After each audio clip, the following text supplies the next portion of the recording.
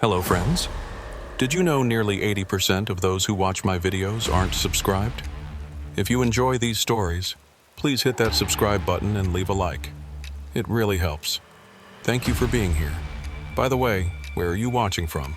Let me know in the comments. The call came through at 11:15 on a Thursday night, which should have been my first warning sign. In 15 years of hauling oversized loads across the Pacific Northwest, I'd learned that last-minute route changes rarely meant good news. I was sitting in my rig at a fuel stop outside Wenatchee, going over my logs for the next day's haul, when my phone buzzed with the dispatcher's number. "Lane Rochford," I answered, already reaching for a pen. "Lane, it's dispatch. We've got a route modification for your morning run." The voice belonged to someone I didn't recognize, which was unusual. Our company wasn't large enough that I didn't know most of the office staff by voice. "What kind of modification?" "State Route 47 through the Cascade Pass. You're authorized for the closed section, milepost 118 through 146. I set down my pen and stared at the phone. Route 47 had been shut down since February for emergency repairs after a mudslide took out a good chunk of the roadbed. It was now late September, and every trucker I knew avoided that corridor entirely. The detour added 2 hours, but nobody complained. Better 2 hours than driving on compromised infrastructure. "That road's been closed for 7 months, I said carefully. "I didn't hear anything about it reopening." "It hasn't, not officially. But your load needs to go through tonight. We've got special authorization from the DOT. You'll have a pilot car escort, full clearance. The paperwork's already filed."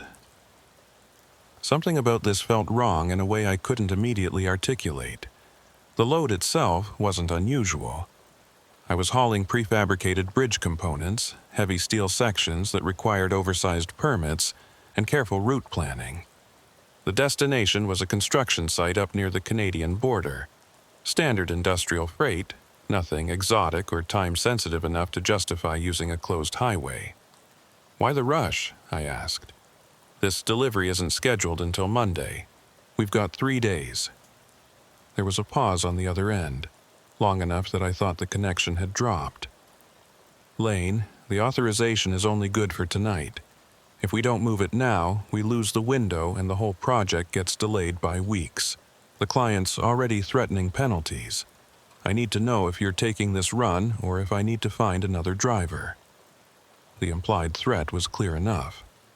Turn down a high-priority run and you might find yourself getting fewer calls. I'd built a reputation as someone who delivered on time, in any weather, on any road. That reputation kept me working when other drivers sat idle. "What about the pilot car?" I asked. "Who's running escort?" "Brenna Salvo. She's already at the staging area near the closure barriers. You'll meet her there at 0200 hours. I knew Brenna by reputation. She ran one of the better escort services in the region, professional and competent. If she'd agreed to this run, it couldn't be completely insane. "All right," I said finally. "Send me the route details and the authorization codes. I'll need to see the paperwork before I roll. It's already in your email. Check in when you reach the staging area." The line went dead before I could respond. I pulled up my laptop and opened the email. The authorization looked legitimate enough, complete with DOT signatures and permit numbers. The route took us through 28 miles of officially closed highway, entering at the eastern barrier and exiting at the western checkpoint. Estimated transit time was 90 minutes, assuming normal speeds for heavy loads on mountain grades. What struck me as I studied the documents was how thoroughly planned this was. Someone had gone to considerable effort to arrange clearance through a closed corridor on short notice. The level of bureaucratic coordination involved suggested this wasn't a sudden emergency, despite what dispatch had implied. I spent the next 2 hours running through my pre-trip inspection with extra care. If I was going to drive a closed highway in the middle of the night, I wanted every system on my rig functioning perfectly. The trailer lights, the brake lines, the tire pressure, the load securement. Everything checked out. The bridge components were strapped down with enough redundancy to survive an earthquake. At 1:30 in the morning, I pulled out of the fuel stop and headed west toward the mountains. The roads were nearly empty at this hour, just the occasional long-haul trucker passing in the opposite direction and the rare insomniac in a passenger car. The September night had that particular clarity that comes just before autumn fully settles in. Cool and sharp, with stars visible even through the light pollution from the scattered towns. The staging area was exactly where the email had indicated, a gravel turnout about a quarter mile from the official closure barriers. A white SUV with a light bar mounted on the roof was already parked there, its hazard lights pulsing in the darkness. I pulled in behind it and killed my engine. The driver's door of the SUV opened and a woman climbed out. She was maybe 40, wearing a reflective vest over a canvas jacket, and she moved with the efficiency of someone who'd done this work for years. She walked back to my truck and I rolled down the window. "Lane Rochford?" she asked. "That's me. You must be Brenna." "Brenna Salvo, yeah." She handed me a clipboard with additional paperwork. "I need you to sign off that you've been briefed on the route conditions and understand this is a special authorization run." I scanned the document.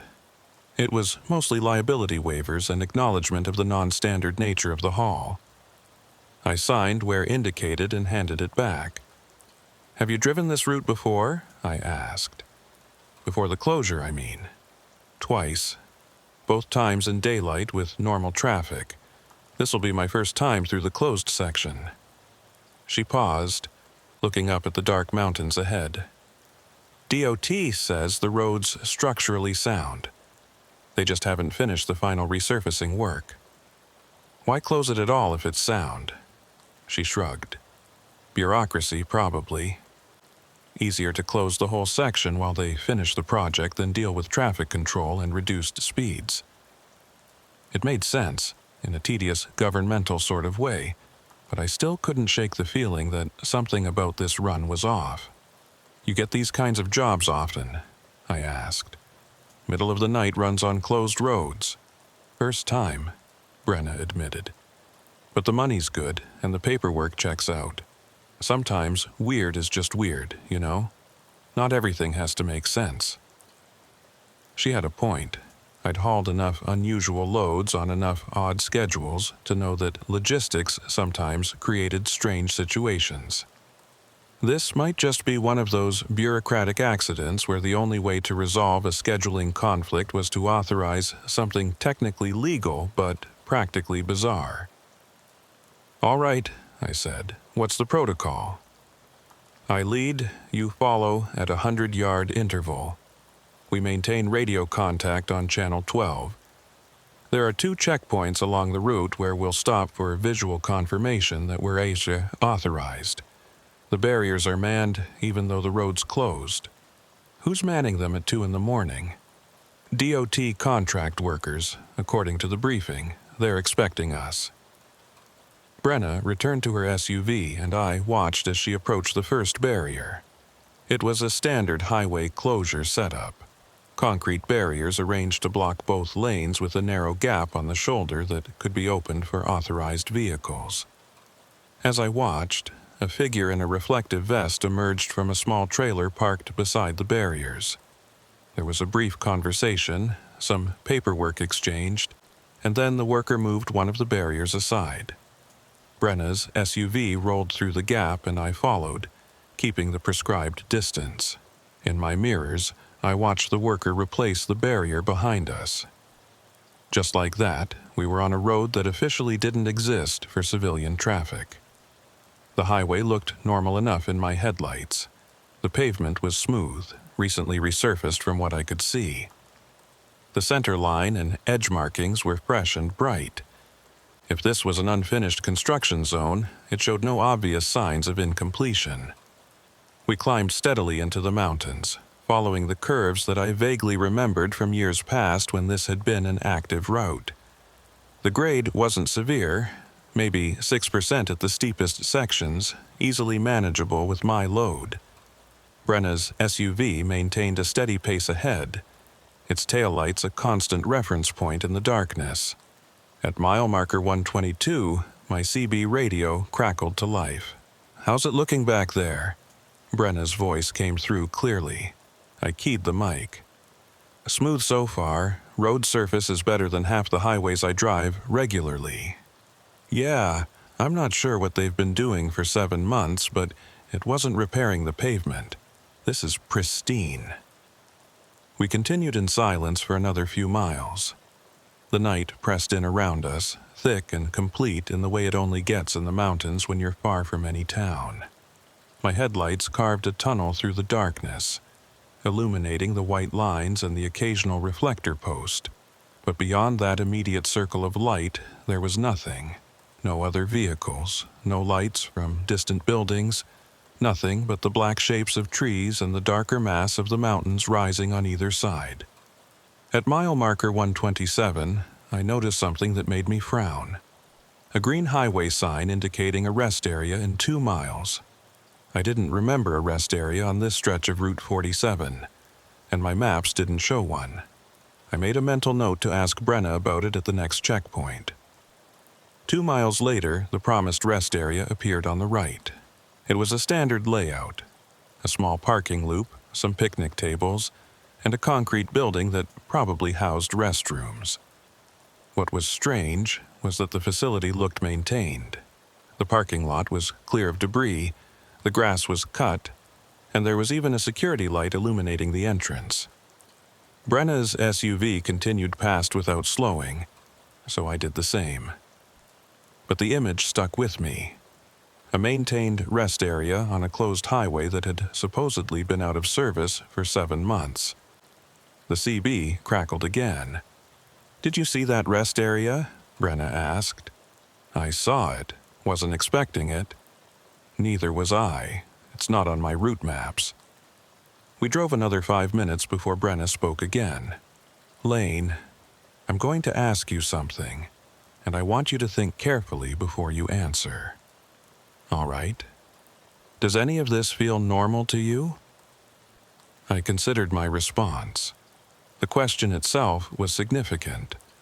It meant Brenna was experiencing the same vague unease that had been building in me since we entered the closed section. "Not particularly," I said finally, "but I can't point to anything specific that's wrong. Same here. Perfect road, maintained facilities, but we're supposedly on a closed construction zone. And this is my 3rd escort run this week, and none of them have felt quite right." "What do you mean?" "Small things. Routes that don't match the paperwork. Checkpoints that aren't where they should be. Last Tuesday, I escorted a tanker truck through a section of highway that my GPS insisted didn't exist. Did you report it?" "To who? Everything's technically by the book. The authorizations are legitimate. The routes are legal. It's just that the details don't quite line up with reality." Before I could respond, we rounded a curve, and the first checkpoint came into view.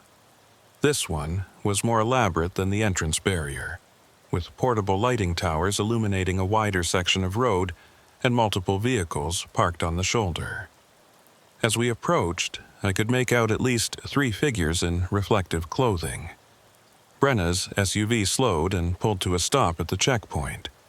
I brought my rig to a halt about 50 yards behind her, leaving room to maneuver if needed. Through my windshield, I watched one of the workers approach Brenna's vehicle, while the others remained near a white pickup truck with official-looking markings. The conversation seemed to go on longer than necessary for a simple verification stop. At one point, the worker pulled out what looked like a tablet or electronic device and spent several minutes consulting it while Brenna waited in her vehicle. Finally, the worker stepped back and waved Brenna forward. She drove slowly through the checkpoint and I followed, offering a nod to the workers as I passed. None of them acknowledged it.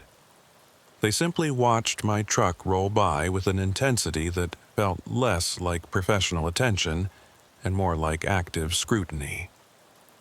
Once we were clear of the checkpoint, Brenna's voice came over the CB again. That was weird. What happened? The guy checking my paperwork said something about confirming our slot, like we had an appointment or something. He asked if we were the 200 convoy. We're not a convoy, it's just you and me.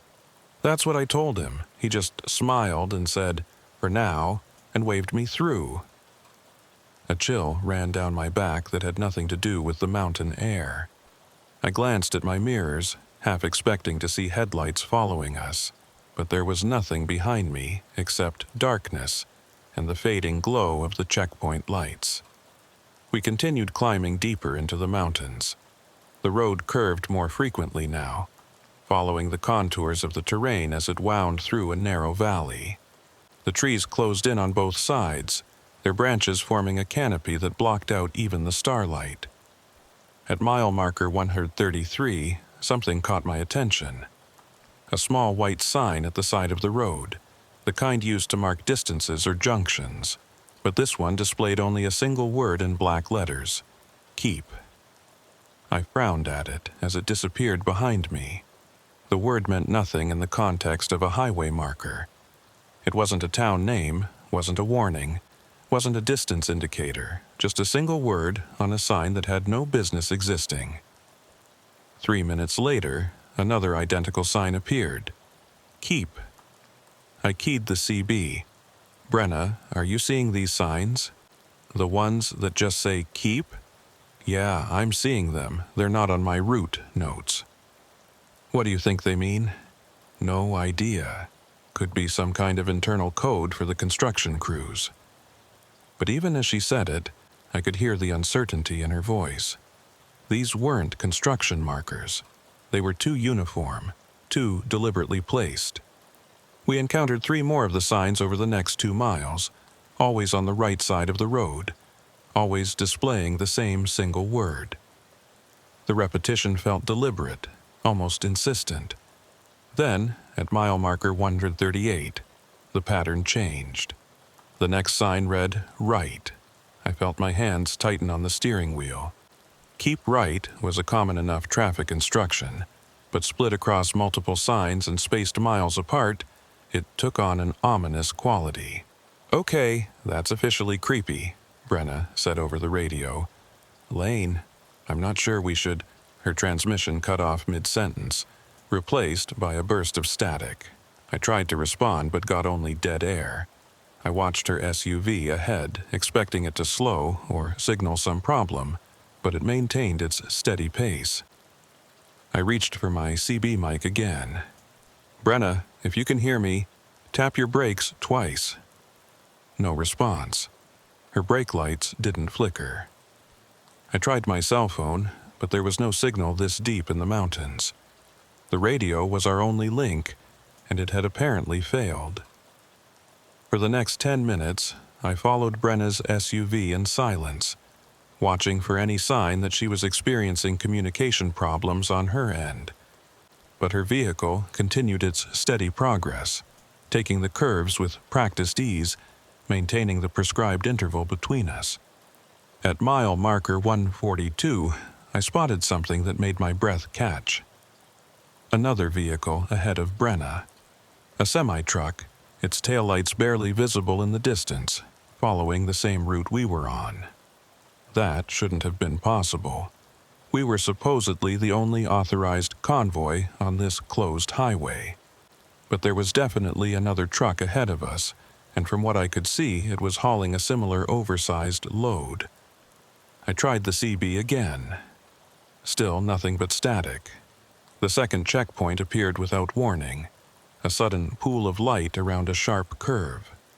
This setup was different from the first, more temporary looking with fewer vehicles and only one figure visible in the illumination. Brenna slowed and stopped, and I did the same. The worker approached her vehicle, but from my position I couldn't see the interaction clearly. What I could see was the truck that had been ahead of us, now nowhere in sight. It should have been waiting at the checkpoint, or at least visible on the road beyond, but it had simply vanished. The worker waved Brenna through after only a brief exchange. As I pulled forward, he stepped into the middle of the lane, holding up one hand. I brought my rig to a complete stop and opened my window. The man was maybe 60, weathered in a way that suggested a lifetime of outdoor work. He wore a standard DOT contractor vest and carried a tablet similar to what I'd seen at the first checkpoint. But there was something off about his expression, a flatness that didn't match the professional courtesy I'd expect. "Lane Rochford?" he asked, his voice rough from years of cigarettes or mountain air. "That's me."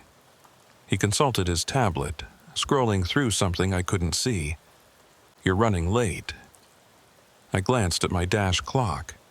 It showed 3:47 a.m. According to my calculations, we were actually ahead of schedule, having made better time than expected through the first section. "My clock says we're early," I offered. The man looked up from his tablet, and for just a moment, something moved behind his eyes that I couldn't interpret. Confusion, maybe, or recognition of something he didn't want to acknowledge. "Right," he said finally. "Must be a discrepancy in the system. You're cleared to proceed. Last section is 12 miles. You'll exit at the western barrier at milepost 146. What about the truck ahead of us?"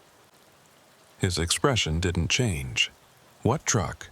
The semi that was ahead of my escort vehicle. I saw it before we reached this checkpoint. There's no other truck on this route tonight. Just you and your escort. He stepped aside and waved me forward. "Move along now. Don't want to miss your exit window." I wanted to press the issue, but something in his tone suggested the conversation was over. I rolled forward, watching him in my mirror as I passed.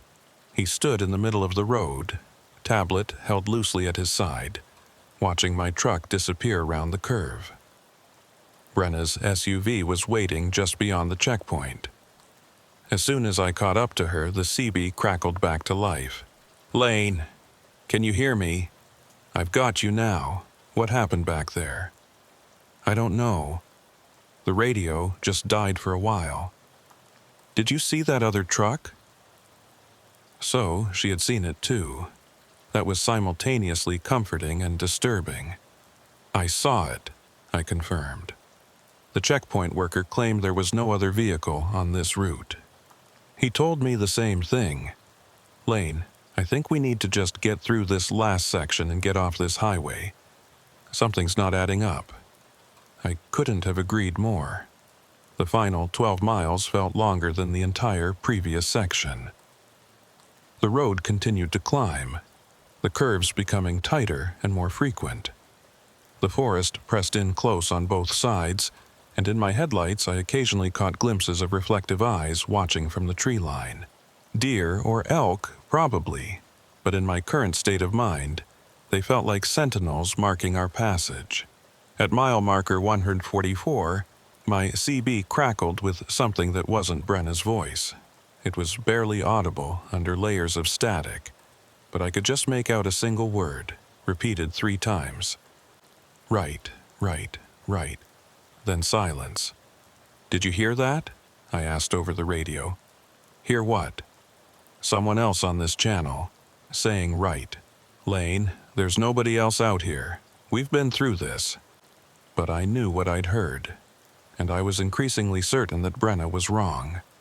We weren't alone on this highway. The western barrier appeared at exactly milepost 146, just as promised. The setup was identical to the eastern entrance, concrete barriers with a gap on the shoulder and a trailer for the workers. Brenna approached first, and I watched as a figure emerged to move the barrier aside. She pulled through and I followed, and just like that, we were back on a normal highway. The change was immediate and disorienting. Suddenly, there were reflective signs marking speed limits and upcoming junctions, chevron markers on the curves, and in the distance, the faint glow of a town's lights. Brenna pulled over onto the shoulder about a half-mile past the barrier, and I stopped behind her. She got out of her SUV and walked back to my truck. In the glow of my headlights, I could see she looked shaken. "Tell me honestly," she said as I climbed down from the cab. "Did that feel like a normal escort run to you? Not even close." She pulled out her phone and checked the time, then frowned. "Lane, what does your clock say?" I looked at my dash display. 4:15? Mine says 5:32. We're showing an hour and 15 minutes difference. I felt a cold knot form in my stomach. "That's not possible. We've been in radio contact most of the way." "I know, but look." She held up her phone, showing the time. Then she pointed at my dashboard clock visible through the open door. The discrepancy was undeniable. We stood there in silence for a long moment, neither of us willing to voice what we were both thinking. Something about that closed highway, something about those signs and the mysterious truck and the workers who claimed we were running late had created an impossible situation. "I'm putting all this in my report," Brenna said finally. "The signs, the other vehicle, the time discrepancy, everything. You think anyone will believe it?" She shrugged. "Probably not, but it'll be on record." We exchanged contact information and agreed to compare notes after we'd both had some sleep. Brenna returned to her SUV and pulled away, her taillights disappearing down the highway toward whatever town she was heading to. I stood beside my truck for a few more minutes, looking back toward the closed section we'd just traversed. In the pre-dawn darkness, I couldn't see the barriers or the mountains beyond. Just a void where the highway disappeared into nothing. My phone had signal now, so I called dispatch to confirm my delivery schedule. The same unfamiliar voice answered. "Lane Rochford, checking in. I'm through the Route 47 section and heading to the delivery site." "Route 47? Your manifest shows you're on Route 5 Lane. Have been all night?" I pulled the phone away from my ear and stared at it, then brought it back. "I was authorized for the closed section of Route 47. You called me about it yesterday." "I don't have any record of that call, and Route 47 has been closed since February. We wouldn't route a load through there. But I stopped myself. The person on the other end wouldn't understand. How could they when I didn't understand it myself? "Never mind," I said. "I'll be at the delivery site by noon." I ended the call before there could be any more confusion. As I climbed back into my cab and prepared to continue the drive, I noticed something on the passenger seat that hadn't been there before. A small, white sign, the same type I'd seen along the closed highway. It displayed a single word in black letters: "Keep." I picked it up, turning it over in my hands. It was real, solid, undeniably physical. Proof that what we'd experienced had actually happened, even if nobody would believe it. I set it on the dash where I could see it and pulled back onto the highway. The sun was starting to lighten the eastern sky, painting the mountains in shades of gray and pink. In the growing light, everything looked normal and rational and explicable. But I kept that sign, and I kept checking my mirrors for the rest of the drive, half expecting to see headlights that shouldn't exist, following a route that officially wasn't there. I made the delivery on schedule, though schedule felt like a meaningless word after what had happened on Route 47. The construction foreman signed off on the bridge components without comment, his crew already positioning the crane to offload the steel sections. Everything was routine, professional, exactly as it should be. Nobody mentioned anything unusual about the delivery route or timing. I should have felt relieved. The job was done, the cargo delivered intact, my responsibility completed. Instead, I felt a persistent unease that followed me as I drove the empty rig back toward Wenatchee. The white sign with "Keep" written on it sat on my dashboard where I'd left it. Every few minutes I found myself glancing at it, confirming it was still there. Physical evidence that something had happened, even if the logistics of it made no sense. I stopped for fuel at a truck plaza around noon, parking in the far section where the big rigs clustered together. As I filled the tanks, another driver approached from the next pump over. He was older than me, maybe 60, with the kind of weathered face that comes from decades behind the wheel. "That's a nice rig you got there," he said, nodding toward my Peterbilt. "Haul oversized loads?" "Mostly," I replied. "Industrial equipment, construction materials, that sort of thing." He gestured toward the sign on my dashboard, visible through the windshield. "Where'd you pick that up? Looks like DOT surplus." I hesitated, unsure how much to say. "Found it on a job. Thought it was interesting." He studied it for a moment longer, then looked at me with an expression I couldn't quite read. "You run Route 47 recently?" The question hit me like cold water. "Why do you ask?" "Because I've got one just like that in my cab. Picked it up 3 months ago after a night run through the closed section. Nobody believes me when I tell them about it, so I stopped trying."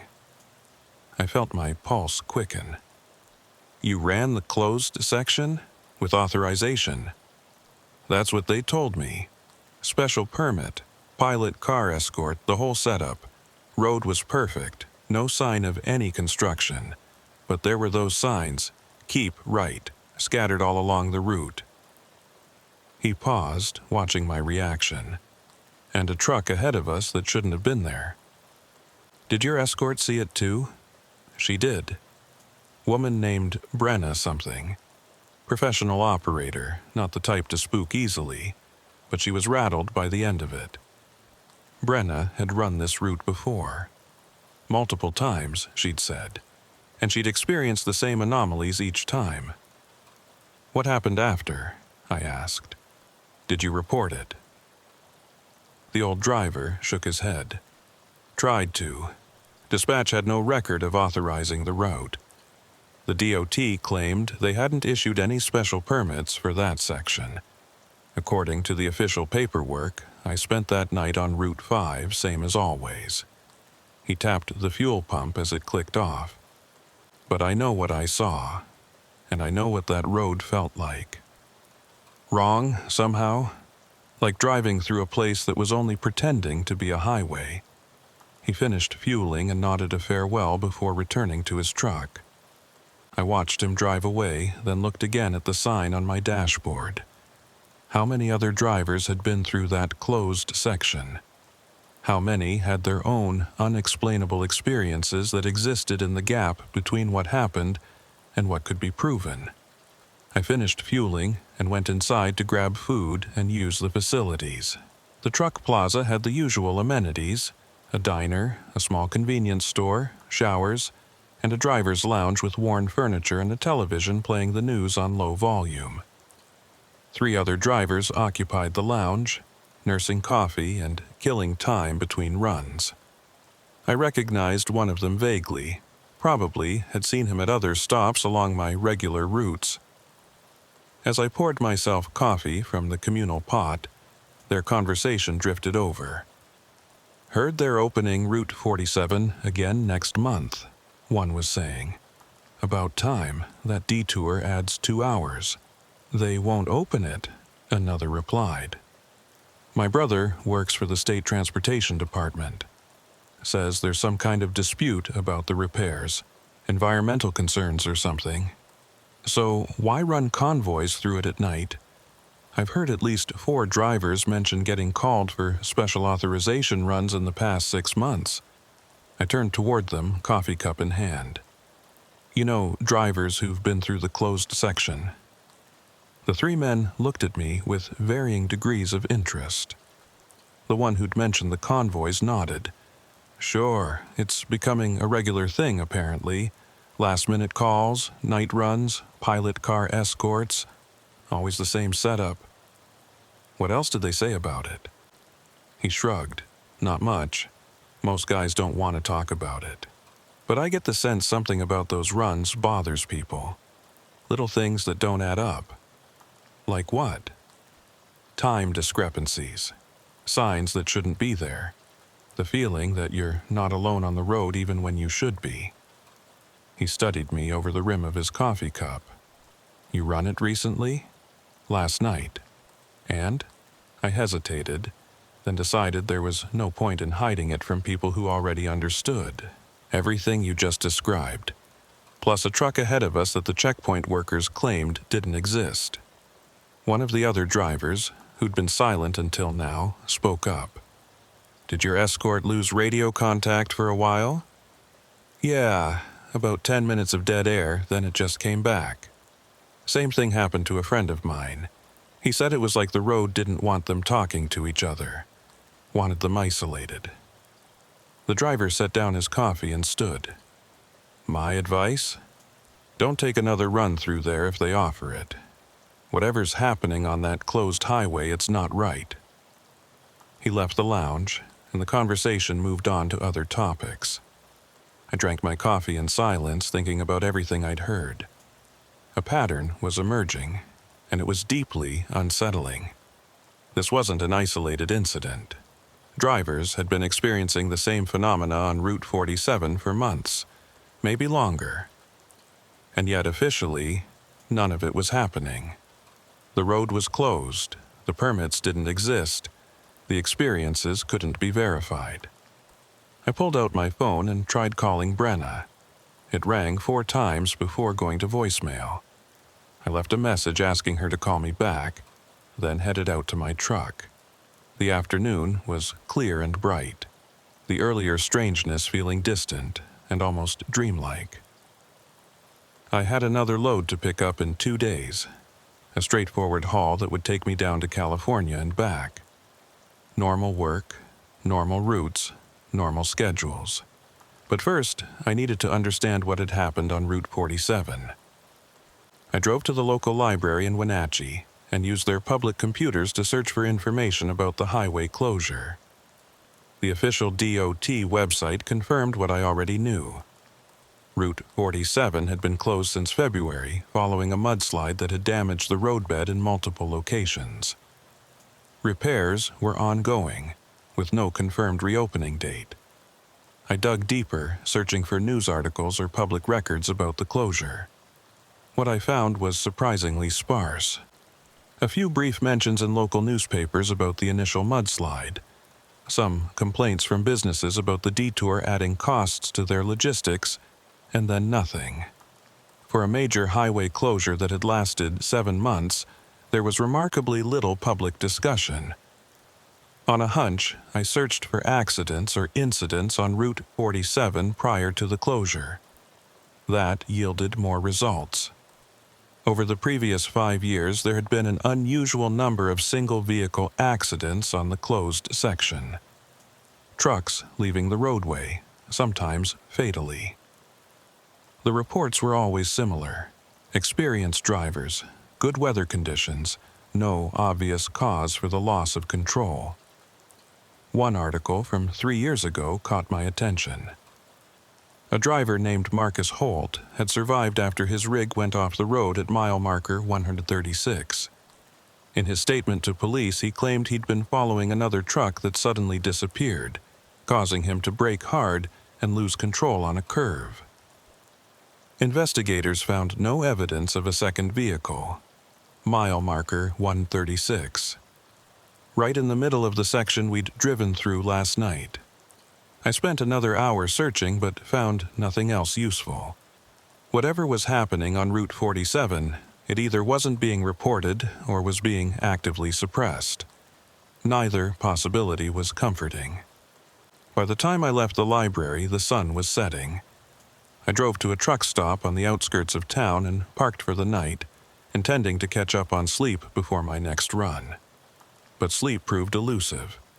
Every time I closed my eyes, I saw those white signs illuminated in my headlights. Keep right. The words felt like an instruction I'd failed to follow, though I had no idea what they actually meant. Around midnight, my phone rang.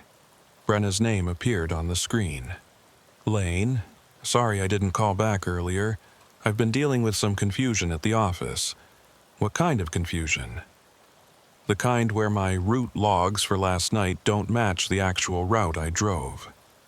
According to the GPS data from my escort vehicle, I spent the entire night on Route 5, but I know damn well I was on Route 47. Same with my logs. Dispatch claims they have no record of authorizing that run.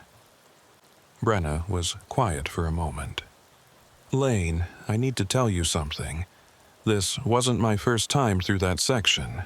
It was my fourth, and each time it's been stranger than the last.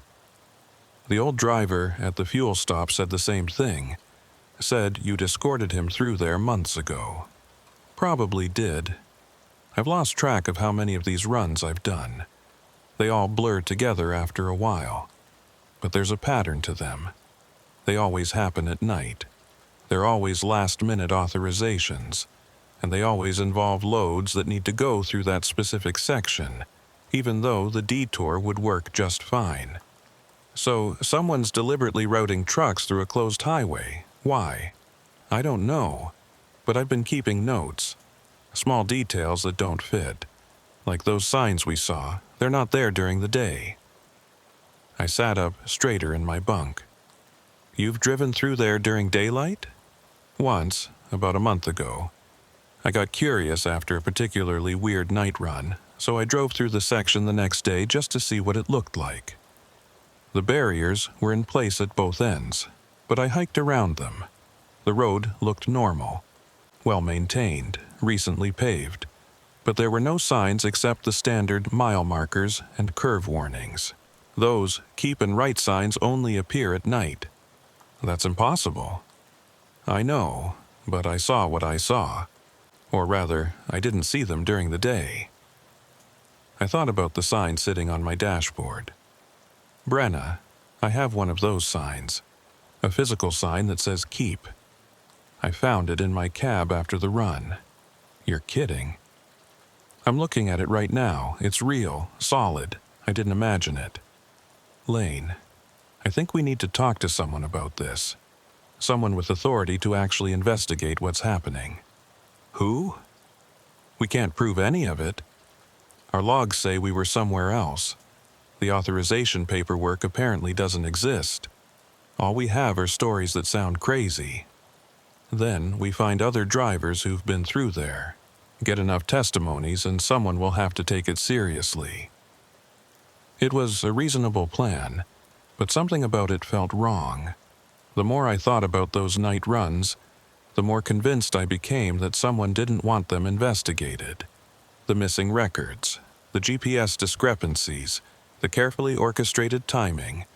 This wasn't accidental, it was deliberate. Be careful, I told Brenna.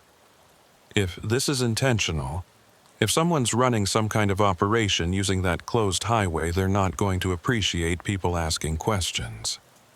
What kind of operation moves legitimate freight on a closed road in the middle of the night? That's what worries me. We agreed to stay in touch and share any new information we uncovered. After the call ended, I lay in my bunk staring at the ceiling of my sleeper cab. Outside, the truck stop hummed with its usual late-night activity. Trucks coming and going, drivers grabbing showers or food, the ambient noise of diesel engines and air brakes. All of it normal, all of it explicable. But I couldn't shake the memory of that closed highway, the sensation of driving through space that felt fundamentally wrong despite looking perfectly ordinary. And I couldn't stop thinking about that other truck I'd seen ahead of us, the one that had simply vanished. Where had it gone? And more importantly, where had it come from? I must have eventually fallen asleep because I woke to sunlight streaming through my windshield and my phone ringing. I fumbled for it, expecting Brenna or maybe dispatch with my next assignment. Instead, it was a number I didn't recognize. Local area code, but not one I had saved. This is Lane. Mr. Rochford, my name is Tolliver Reams. I'm a supervisor with the Washington State Department of Transportation. I understand you drove through a closed section of Route 47 last night. My mouth went dry. How did you get this number? Your escort service provided it. Ms. Salvo filed a report this morning expressing concerns about the condition of the highway and some irregularities she observed. I'd like to ask you a few questions, if you have time. What kind of questions? Just routine follow-up regarding your experience on the closed section. We take all reports seriously, particularly those involving our contractor personnel and road conditions. His voice was professional, neutral. It would be helpful if we could meet in person. Are you still in the Wenatchee area? Something about this felt off. How had Brenna filed a report when she told me just hours ago that no official record of our route existed? And why would a DOT supervisor personally follow up on a report about a closed highway? I can meet with you, I said carefully. Where and when? There's a way station about 10 miles south of Wenatchee on Route 97. I'll be there at 10 o'clock this morning. Will that work for you? I checked the time. It was 8:15. I can be there. Excellent. I look forward to speaking with you, Mr. Rochford. The call ended before I could ask any more questions. I tried calling Brenna immediately, but her phone went straight to voicemail. I left a message asking her to call me urgently, then started my rig and headed for the way station. The drive took 20 minutes. The way station was a standard setup. A large scale embedded in the roadway, a small building for the inspectors, and a parking area where trucks could be pulled aside for detailed inspections. At this hour, it was relatively quiet, with only a couple of commercial vehicles going through the weighing process. I pulled into the parking area and shut down my engine. A man in a DOT uniform emerged from the building and walked toward my truck.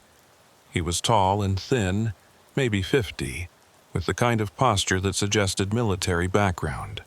I climbed down from the cab as he approached. "Mr. Rochford?" "That's me. You're Tolliver Reams?" "I am." He didn't offer to shake hands. "Thank you for meeting with me. I know this is an unusual request, but the situation requires some clarification." "What situation exactly?" "Your unauthorized transit through a closed highway. Route 47 has been closed to all traffic since February.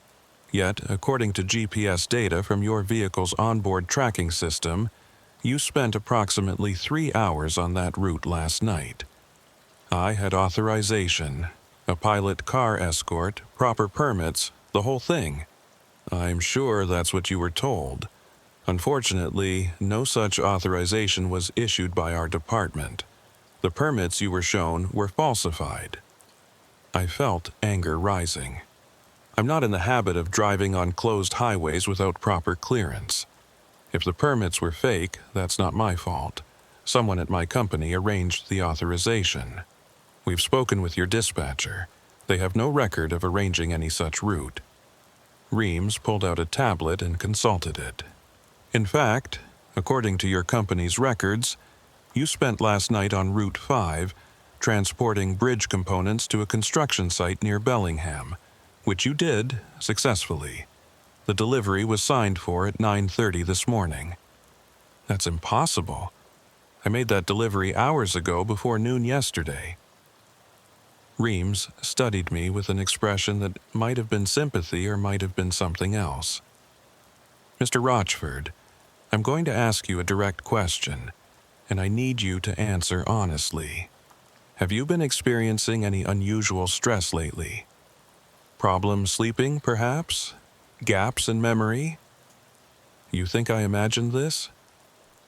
I think you've been driving long hours in difficult conditions. It's not uncommon for fatigue to create confusion about routes and timing. Your delivery was completed successfully, you're not in any trouble, and there's no evidence you were actually on Route 47 last night. The simplest explanation is that you're misremembering the sequence of events. I have physical evidence, a sign from that road. May I see it?" I climbed back into my cab and retrieved the white sign from the dashboard. When I handed it to Reams, he examined it briefly, then handed it back.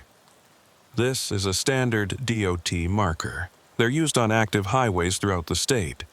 You could have picked this up anywhere. But I didn't. I found it in my cab after driving through Route 47.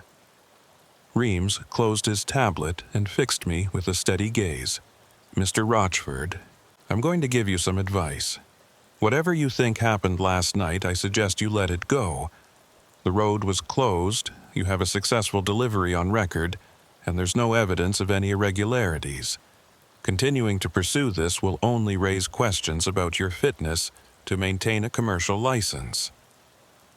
The threat was subtle but unmistakable.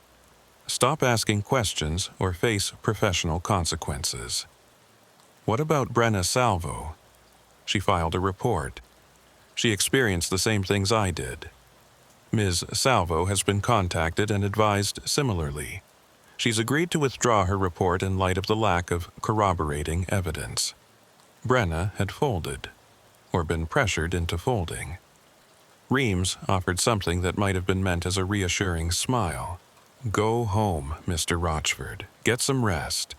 In a few days, this will all seem like a bad dream. He walked back to the way station building without waiting for my response. I stood beside my truck, holding the white sign, feeling like I'd just been warned off from something much bigger than a simple bureaucratic mix-up. I tried calling Brenna again. This time, she answered on the first ring. Lane, don't say anything specific, just listen. I'm pulling my report. It's not worth the trouble. You should do the same. Brenna, what did they say to you? Nothing threatening. Just made it very clear that continuing to push this wouldn't be good for my business. They suggested I'd have trouble getting authorized for escort work in the future if I kept filing reports that couldn't be substantiated. She paused. They were polite about it, professional, but the message was clear. So we just pretend it didn't happen. We don't have a choice. There's no evidence, no records, no way to prove any of it. And pushing harder will only hurt us professionally. She was right, and I knew it. But the idea of just letting this go, of pretending that strange night on Route 47 had never occurred, felt like surrendering to something I didn't fully understand. Did you really file a report this morning? I asked. No, I never got the chance. Tolliver Reams called me before I could. It was like he knew I was planning to. Another pause. Lane, I think they were monitoring our phones. There's no other way they could have known so quickly. Then they're listening now. Probably, which is why I'm not going to say anything else.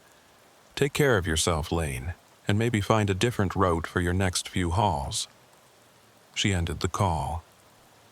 I stood in the way station parking lot, turning the white sign over in my hands. The word keep stared back at me, its meaning still unclear. An instruction? A warning? A reminder? Keep what? Keep driving? Keep quiet? Keep away? I didn't have answers. All I had was the certainty that something was wrong on Route 47, and that someone with significant resources was working very hard to make sure nobody looked too closely at what was happening there. I climbed back into my cab and stared at my upcoming schedule on the dispatch tablet. My next load was in 2 days, a run down to Sacramento and back. Standard route, standard cargo, nothing unusual. I accepted the assignment and started the engine. As I pulled out of the way station, I caught sight of Tolliver Reams watching from the building window. He raised one hand in a gesture that might have been a wave or might have been a warning. I didn't wave back. The white sign remained on my dashboard as I drove, a small piece of physical evidence that something had happened, even if I could never prove what. I'd keep it there, I decided. A reminder that sometimes the roads we travel hold secrets we're not meant to discover, and that some mysteries, once encountered, never quite let you go. I spent the next 3 days trying to convince myself that Tolliver Reams was right. that exhaustion and stress had created false memories, that the discrepancies were explainable, that the smart thing to do was let it go and move on. The California run went smoothly. I hauled machine parts south, picked up a load of agricultural equipment on the return trip, and kept my head down. Normal work, normal roads, normal life. But the white sign stayed on my dashboard, and every time I glanced at it, I felt the same unease that had settled into my bones during that night on Route 47. On the fourth day, I was parked at a truck stop outside Portland when another driver knocked on my cab door. I didn't recognize him initially, just another face in the endless parade of truckers moving through the Pacific Northwest. But when I rolled down the window, he held up his own white sign, identical to mine. "You're Lane Rochford," he said. It wasn't a question. "Do I know you?" "Name's Kyle Durrance. I drove Route 47 about 5 weeks ago. Heard through the grapevine you did too, recently. Figured we should talk." I gestured for him to climb up, and he settled into the passenger seat, still holding his sign. Up close, I could see he was younger than I'd first thought. Maybe early 30s, with the kind of nervous energy that suggested he hadn't been sleeping well. "How did you find me?" I asked. "Wasn't hard. Truckers talk. Word got around that someone else had driven the closed section and actually admitted it. Most guys who've been through there won't say a word about it." He set his sign on the dash next to mine. "But I need to know I'm not crazy, so I tracked you down. What happened on your run?" "Same as yours, probably. Late-night authorization, pilot car escort, road that looked perfect despite being officially closed for repairs. Signs that said, 'Keep and Right.' A truck ahead of us that shouldn't have been there." He paused. "And time that didn't work right. I lost almost 2 hours somewhere on that highway. My GPS said I was moving the whole time, but when I came out to the other end, more time had passed than it should have. Did you report it?" "Tried to. Got the same response you probably did. No record of authorization, no evidence it happened, strong suggestions that I was imagining things or needed to take a break from driving." He leaned forward, lowering his voice even though we were alone in the cab. "But here's what really bothers me. About a week after my run, I started getting calls. Wrong numbers, supposedly, but they'd ask for me by name, then hang up when I answered. Like someone was checking to make sure my phone still worked." "You think they were monitoring you?" "I know they were, because 3 weeks ago, I got pulled over by State Patrol for a random inspection. Nothing wrong with my rig, all my paperwork was perfect, but they went through everything. And when they were done, the trooper made a point of mentioning that it's important to stay on authorized routes. Said there had been reports of commercial vehicles on closed highways, and that anyone caught doing that would face serious penalties. But your records showed you were never on Route 47. "Exactly. So why the warning?" Kyle picked up his sign and turned it over in his hands. "Someone wanted me to know they were watching. Wanted me to understand that even though officially nothing happened, they knew what I'd seen, and they wanted me to keep quiet about it. I thought about my own phone calls since the run. Nothing overtly suspicious, but now that Kyle mentioned it, there had been a few hang-ups. Numbers that didn't leave voicemails. Small things I'd dismissed as spam or misdialed calls." "Have you talked to other drivers?" I asked. "Found out how many people have been through there?" "A few, but most won't admit it, even to another trucker. The ones who will talk all have the same story. Night runs, missing time, strange signs, vehicles that vanish. And all of them got the same message afterward. Forget about it or face consequences." "What about the escort drivers?" "I tried tracking down mine. Company claims she never worked for them. Her phone number doesn't connect anymore." Kyle's expression darkened. "It's like she never existed." We sat in silence for a moment, the weight of his words hanging between us. Brenna had withdrawn her report and stopped answering my calls after that last conversation.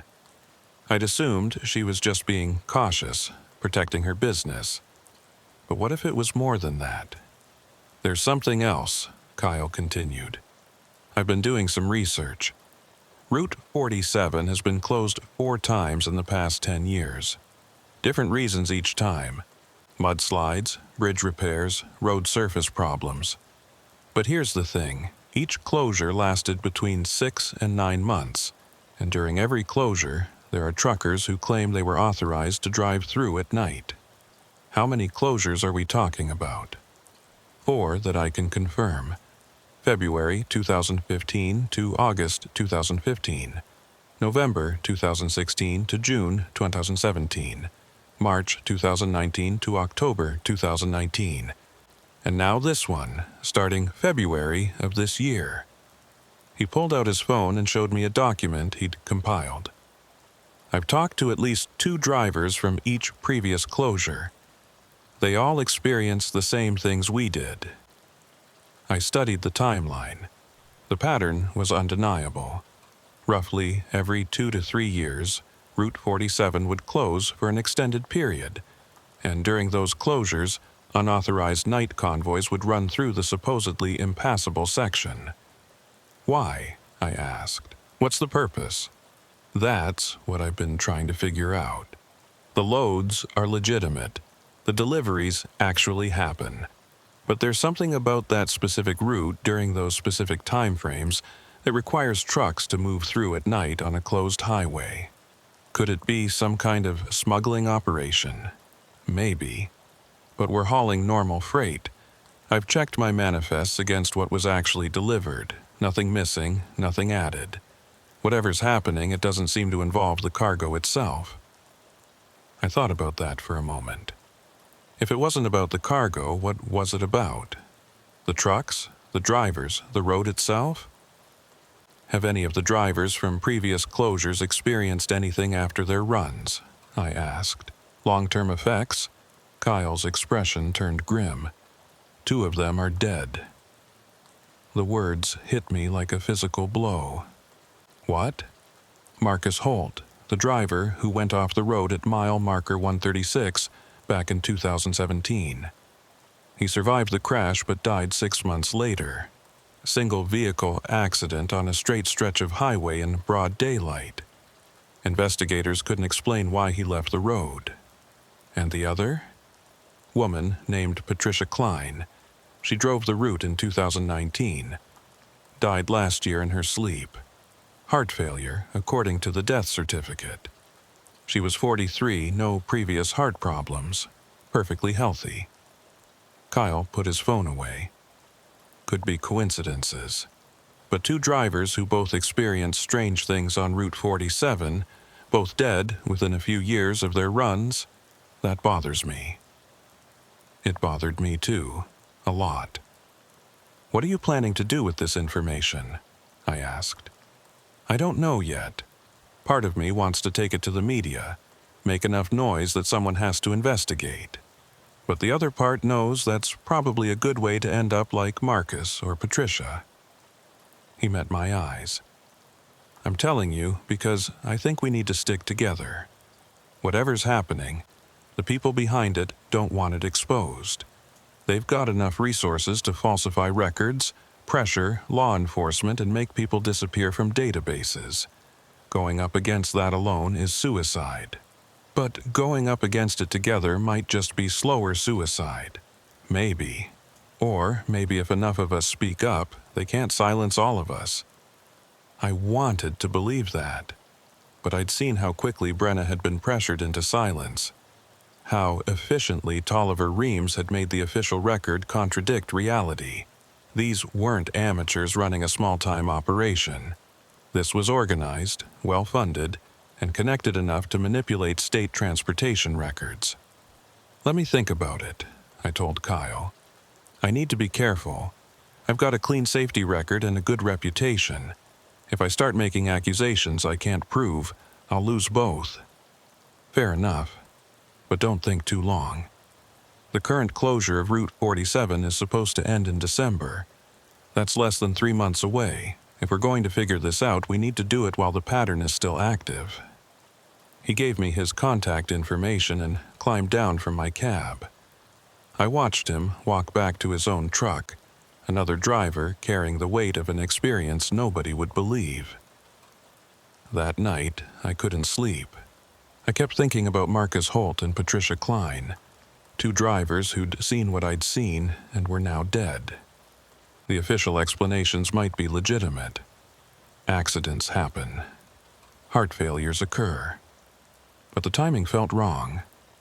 Around 2 in the morning, I gave up on sleep and pulled out my laptop.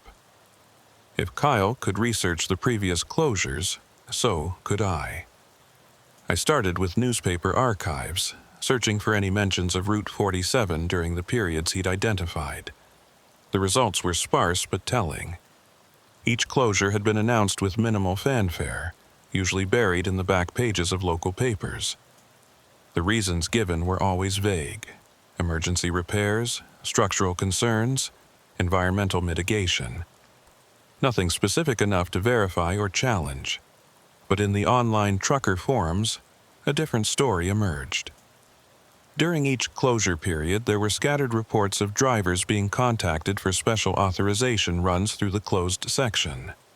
Most of the posts were quickly deleted or dismissed as jokes. The few that remained were met with skepticism or outright mockery. One post from 2017 caught my attention. A driver with the username Highway Ghost had written, "Just finished the strangest run of my career. Can't give details, but if anyone else has driven the ghost road through the mountains lately, I'd like to compare notes. Something isn't right about that route." The post had 3 responses before being locked by a moderator. 2 were jokes about drug use. The third was from another user who'd written simply, "I know what you mean. Check your mirrors." I searched for Highway Ghost's other posts, but the account had been deleted. The user who'd responded had also vanished from the forum. Check your mirrors. What did that mean? I thought back to my own run on Route 47. I'd been checking my mirrors constantly, watching for Brenna's escort vehicle, monitoring traffic that shouldn't have existed. Had I missed something? Some detail that other drivers had noticed? I pulled up the dashcam footage from that night. Most commercial drivers ran cameras now, both for insurance purposes and to protect themselves from false accident claims. I'd never reviewed the footage from the Route 47 run, mainly because I'd been trying to forget about it. The video started as I approached the eastern barrier. Clear enough image quality, though limited by the darkness and the range of the camera's view. I watched myself follow Brenna's SUV through the gap in the barriers, saw the worker replace the concrete block behind us. The footage ran for several minutes, showing nothing unusual, just the white lines of the highway disappearing under my truck, occasional glimpses of Brenna's taillights ahead.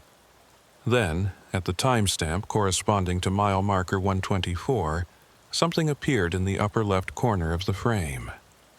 Headlights. Far behind me, barely visible at the edge of the camera's range. I paused the video and zoomed in as much as the resolution would allow. Definitely headlights, and from the height and spacing, definitely another commercial truck. It maintained a steady distance behind me for several minutes before the video lost sight of it around a curve. Why hadn't I noticed it at the time? I'd been checking my mirrors regularly, but my focus had been on what was ahead, on Brenna's escort vehicle and the mysterious truck we'd seen in front of her. I'd never thought to watch what was behind me. I continued reviewing the footage. The truck reappeared periodically, always maintaining the same distance, never getting closer or falling back. It was there when we passed the rest area at mile marker 129. Still there when we went through the first checkpoint, and still following when we approached the second checkpoint near mile marker 144. Then, in the final few minutes of footage before we exited the closed section, the following truck simply vanished. One moment it was there, headlights steady in the distance. The next moment, nothing but empty highway behind me. I rewound and watched the transition frame by frame. There was no turnoff, no side road, nothing that would explain where the truck had gone. It was simply there 1 second and absent the next, as if it had never existed at all. My hands were shaking as I closed the laptop. That truck had followed me for over 20 miles through a closed highway, and I'd never noticed it. More disturbing, it had disappeared without any logical explanation. Check your mirrors. Now I understood what that deleted forum post had meant. We'd all been so focused on the strange things ahead of us, the signs and the vanishing vehicles in front, that we'd missed what was behind us, following us, watching us. I tried to sleep, but couldn't.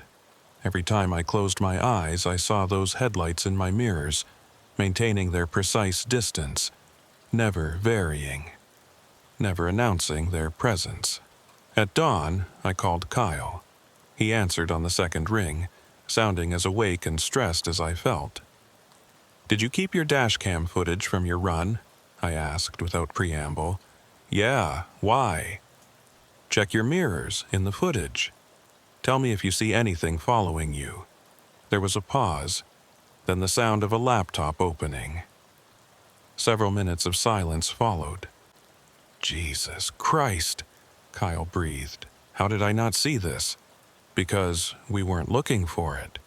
"Did your truck disappear too?" "Yeah, right before the exit, just gone." More silence.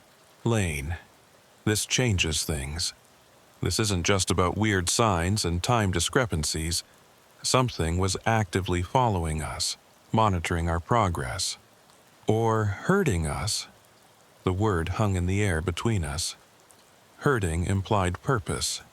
Implied that our routes through the closed highway weren't about getting from point A to point B. We were being guided somewhere, observed, measured against some criteria we didn't understand. "We need to see what's at those specific mile markers," Kyle said. "The places where the signs appeared, where vehicles vanished, where Marcus Holt crashed. There's a pattern to the locations, I'm sure of it. The road's still closed. We can't just drive through there during the day. No, but we can hike in, access the highway from Forest Service roads and approach on foot. No authorization needed, no records of our presence." It was risky. If we were caught trespassing on a closed highway, we'd face fines at minimum, possibly criminal charges. But it was also the only way to investigate without tipping off whoever was monitoring the official routes. "When?" I asked. "Soon, before they reopen the road and remove whatever's there. I'll scout the access points and get back to you." After the call ended, I sat in my truck watching the morning traffic build on the highway. Regular people heading to regular jobs, living normal lives that didn't include conspiracy theories about ghost convoys and vanishing vehicles. Part of me envied them. The larger part knew I couldn't let this go, even if the smart thing would be to walk away. My phone buzzed with a text from an unknown number. "Stop digging. Last warning." I stared at the message for a long moment, then deleted it. They were monitoring my calls, my movements, probably my online searches too. They wanted me scared, wanted me to back off. Instead, I opened my laptop again and started planning. If Kyle and I were going to investigate Route 47 on foot, we'd need to be smart about it. No phones, no electronic devices that could be tracked.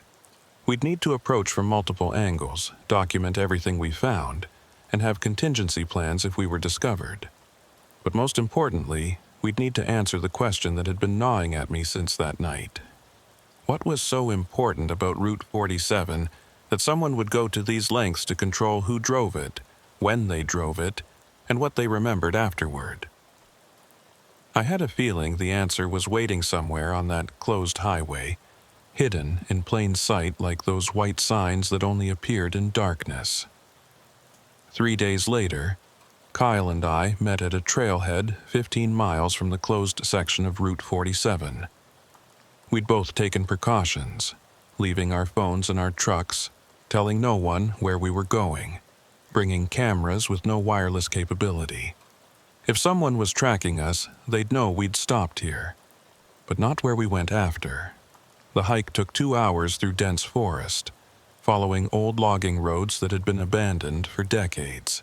Kyle had done his research, mapping out an approach that would bring us to the highway near mile marker 136, the spot where Marcus Holt had crashed back in 2017. When we finally reached the highway, pushing through the last screen of trees, I was struck by how normal it looked. Fresh pavement, clean lines, well-maintained shoulders. This wasn't a road in disrepair. This was infrastructure in perfect condition. "They're not repairing the road," Kyle said quietly. "They're using the closure for something else." We walked along the shoulder, studying everything. The pavement, the drainage systems, the guardrails. All of it appeared new or recently maintained. Whatever repairs the mudslide had required, they'd been completed months ago. At mile marker 136, we found the first anomaly. The guardrail on the eastern side showed signs of recent replacement, the metal section slightly newer than the rest. This was where Marcus Holt had crashed, where his truck had broken through and plunged down the embankment. But there was something else. A small concrete pad, about 3 feet square, set into the ground about 20 feet from the edge of the road. It was flush with the soil, covered with fallen leaves and nearly invisible. If we hadn't been looking carefully, we would have missed it entirely. Kyle brushed away the debris, revealing a surface with several small indentations, regularly spaced, mounting points for something. "What do you think was here?" I asked. "No idea, but it's been removed recently. See how the concrete is cleaner around the edges? Something was bolted down here within the past few months." We took photos from multiple angles, then continued along the highway. Every quarter mile or so, we found another concrete pad, each one carefully hidden in the vegetation just off the shoulder. Some were on the east side of the road, others on the west. All showed signs of having recently supported some kind of equipment. At mile marker 129, near the rest area I'd seen during my night drive, we found something more substantial. Behind the restroom building, concealed by careful landscaping, was a small utility structure. The door was locked, but through a window we could see racks of electronic equipment, dormant but clearly functional. "This is a monitoring station," Kyle said. "They're tracking something on this road. Speed, maybe? Or specific vehicles? Or specific frequencies," I suggested, thinking about the CB radio interference, the way Brenna's communications had cut out for that stretch of highway. We documented everything, taking photos and making detailed notes. By the time we reached mile marker 144, the location of the second checkpoint, the sun was beginning to set. We needed to leave before darkness made the hike back dangerous. But as we turned to go, something caught my eye. A white sign, partially hidden in the brush on the roadside. I pulled it free and held it up. "Keep." Same as the one in my truck, same as Kyle's. But this one was different. On the back, in small printed letters, was a series of numbers. 47 K2237. "It's a reference code," Kyle said. "They're numbering these signs, which means there are at least 2,037 of them, probably more." We stared at each other, the implications sinking in. This wasn't a small operation. This was extensive, organized, and had been running for years. The numbered signs, the monitoring stations, the carefully controlled convoys, all of it pointed to something far larger than we'd imagined. As we hiked back through the darkening forest, neither of us spoke much. We were both processing what we'd found, trying to understand what it meant. Someone was running a sophisticated operation using a closed highway, monitoring specific vehicles during specific time frames, and going to great lengths to ensure nobody investigated too closely. But why? What was the purpose? What were they measuring or testing or transporting that required this level of secrecy and control? When we reached our trucks, Kyle turned to me before climbing into his cab. "Lane, I think we're in over our heads. This isn't just some bureaucratic weirdness or logistics quirk. This is intentional, organized, and whoever's behind it has serious resources."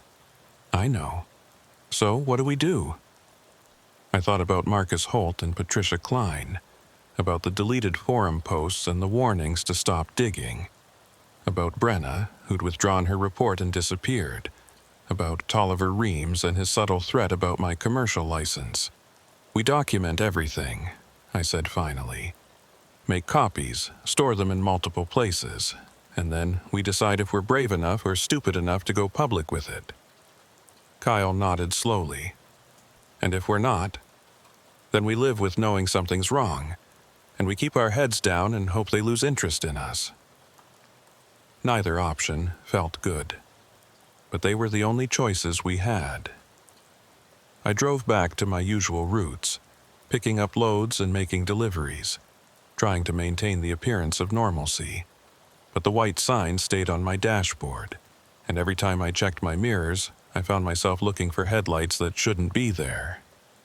The question wasn't whether I'd investigate further. The question was whether I'd survive what I might find. The call came exactly 3 weeks after Kyle and I hiked into Route 47. I was hauling timber through Oregon, my third consecutive week of avoiding the Washington routes, when my phone rang with a number I didn't recognize. I almost didn't answer, but something made me pick up. "Lane Rochford?" The voice was unfamiliar, male, careful. "Who's asking?" "My name isn't important. What's important is that you stop looking into Route 47. You and Kyle Durrance both." My hands tightened on the wheel. "I don't know what you're talking about." "The concrete pads, the monitoring station, the numbered signs. You found quite a bit during your little hike." A pause. "We know about the photographs. We know about your research, and we're asking you, politely, to delete everything and move on with your life. And if I don't, then we'll be forced to take measures that won't be pleasant for either of us. You have a clean record, Mr. Rochford. Good reputation, steady work. It would be a shame if questions arose about your fitness to drive commercially. Questions about substance abuse, perhaps, or mental health concerns. You can't just, we can, and we will. This is your final warning. Delete the files, forget what you saw, and go back to being a trucker. It's a good life. Don't throw it away over curiosity." The line went dead. I immediately tried calling Kyle, but his phone went straight to voicemail. I left a message telling him to call me urgently, then spent the next hour driving in a state of barely controlled panic. They'd known exactly where we'd been, what we'd found, even about the photos we'd taken with offline cameras. That level of surveillance was terrifying. Kyle called back 2 hours later. His voice was shaken. "They contacted you too?" "Just got off the phone. You?" "Yesterday. Same message, same threats. Lane, they sent me copies of the photos we took, printed out and mailed to my home address, with a note saying they could just as easily mail them to the state police with an anonymous tip about trespassing." I felt my stomach drop. What are you going to do? What choice do I have? I'm deleting everything. All the research, all the photos, all the contact information for other drivers. I'm done. Kyle, I have a family, Lane. Kids in school. A mortgage. I can't risk everything over this. Whatever's happening on that highway, it's bigger than us and we're not going to stop it. He paused, and when he spoke again, his voice was quieter. "Marcus and Patricia. I think I understand now what happened to them. They didn't stop digging." The implication hung between us like a weight. "Be careful," Kyle said. "Delete your files. Forget my number. And whatever you do, don't go back to Route 47. He ended the call, and I knew I wouldn't hear from him again. I drove in silence for the rest of the day, weighing my options. I could do what they wanted, erase everything and pretend none of it had happened. It was the safe choice, the smart choice. Or I could push forward, knowing it might cost me my career, or worse. That night, parked at a rest stop in Southern Oregon, I made my decision. I copied all my files onto 3 separate USB drives, mailed 2 of them to addresses only I knew about, and kept the third hidden in my truck. Then I deleted everything from my laptop and phone, just as they'd demanded. But I didn't forget. And I didn't stop paying attention. Over the next month, I kept my head down and my routes normal. I hauled loads up and down the West Coast, avoiding Washington entirely. I didn't research Route 47, didn't contact other drivers, didn't give any indication that I was still thinking about what I'd seen, but I was. Every day, every mile, I was thinking about it. And I was noticing things, small things, patterns, certain trucks that appeared repeatedly at different stops, always maintaining distance, never making contact. The same makes and models, different plates, but similar enough to be part of a fleet. They never approached me, never gave any indication they were following me, but they were there. In my mirrors, at fuel stops, in parking lots, I started documenting them, memorizing plate numbers and taking mental notes. After a week, I'd identified at least 6 different vehicles that appeared too frequently to be coincidence. After 2 weeks, I was certain I was under active surveillance. They were watching me, making sure I kept my word, making sure I stayed away from Route 47. Which is exactly why, in the 3rd week of November, I accepted a load that would take me back through Washington. The call from dispatch was routine. They needed someone to haul construction equipment from Portland to Spokane, leaving in 2 days. The route would take me north through Washington on Interstate 5, then east on Route 90. Nowhere near Route 47. I accepted the assignment. But once I was on the road, I made a decision that I knew was either brave or suicidal, and I wasn't sure which. Instead of taking the assigned route, I diverted north toward the closed section of Route 47. I wanted to see it again, in daylight, from a distance. I wanted to confirm that what Kyle and I had found was still there. I approached from a different access road, parking my empty rig at a trailhead and hiking in on foot. No phone, no camera, nothing that could be tracked or recorded. Just me and the forest and the growing certainty that I was making a terrible mistake. The hike took 90 minutes. When I finally reached a vantage point overlooking the highway near mile marker 138, I stopped and stared. The road was gone. Not closed. Not under construction. Gone. Where the highway should have been, there was nothing but raw earth and construction equipment. Massive sections of pavement had been torn up, leaving deep furrows in the landscape. The concrete pads we'd found were gone, the monitoring station demolished. Even the guardrails had been removed in long sections. It looked like a genuine construction zone now, like they were actually repairing the road, not just pretending to close it. But we'd been here 3 weeks ago. The road had been perfect, the pavement had been new. There was no way they could have torn up this much infrastructure in such a short time. Unless they'd started the moment they knew we'd been there. The moment they knew someone had documented the truth. I stood at the edge of the trees, watching construction workers operate heavy machinery in the distance. They were doing real work, creating a real construction site, manufacturing evidence that the road had always been in disrepair, building a cover story that would explain the closure and discredit anything Kyle or I might say about what we'd found. I turned to leave, and that's when I saw him. A man in a DOT vest, standing at the far edge of the construction zone, looking directly at me. Even from 100 yards away, I recognized him. Tolliver Reams. He didn't wave, didn't shout, just stood there, watching me, making sure I understood the message. They knew I was here. They knew I hadn't let it go, and they were warning me one last time. I hiked back to my truck faster than I'd come in, my heart pounding. By the time I reached the trailhead, I was nearly running. I climbed into my cab, started the engine, and pulled onto the highway without looking back. But I couldn't shake the image of Tolliver Reams standing at the edge of that torn-up road, watching me with an expression that wasn't quite threatening but wasn't reassuring either. It was the look of someone who'd won, who knew they'd won, and who was giving me one last chance to accept defeat gracefully. I drove straight through to Spokane, delivered my load, and immediately accepted another haul going south, away from Washington, away from Route 47, away from whatever was happening on that highway that required this level of control and secrecy. That night, parked at a truck stop in Idaho, I received a text from an unknown number. No words, just an image.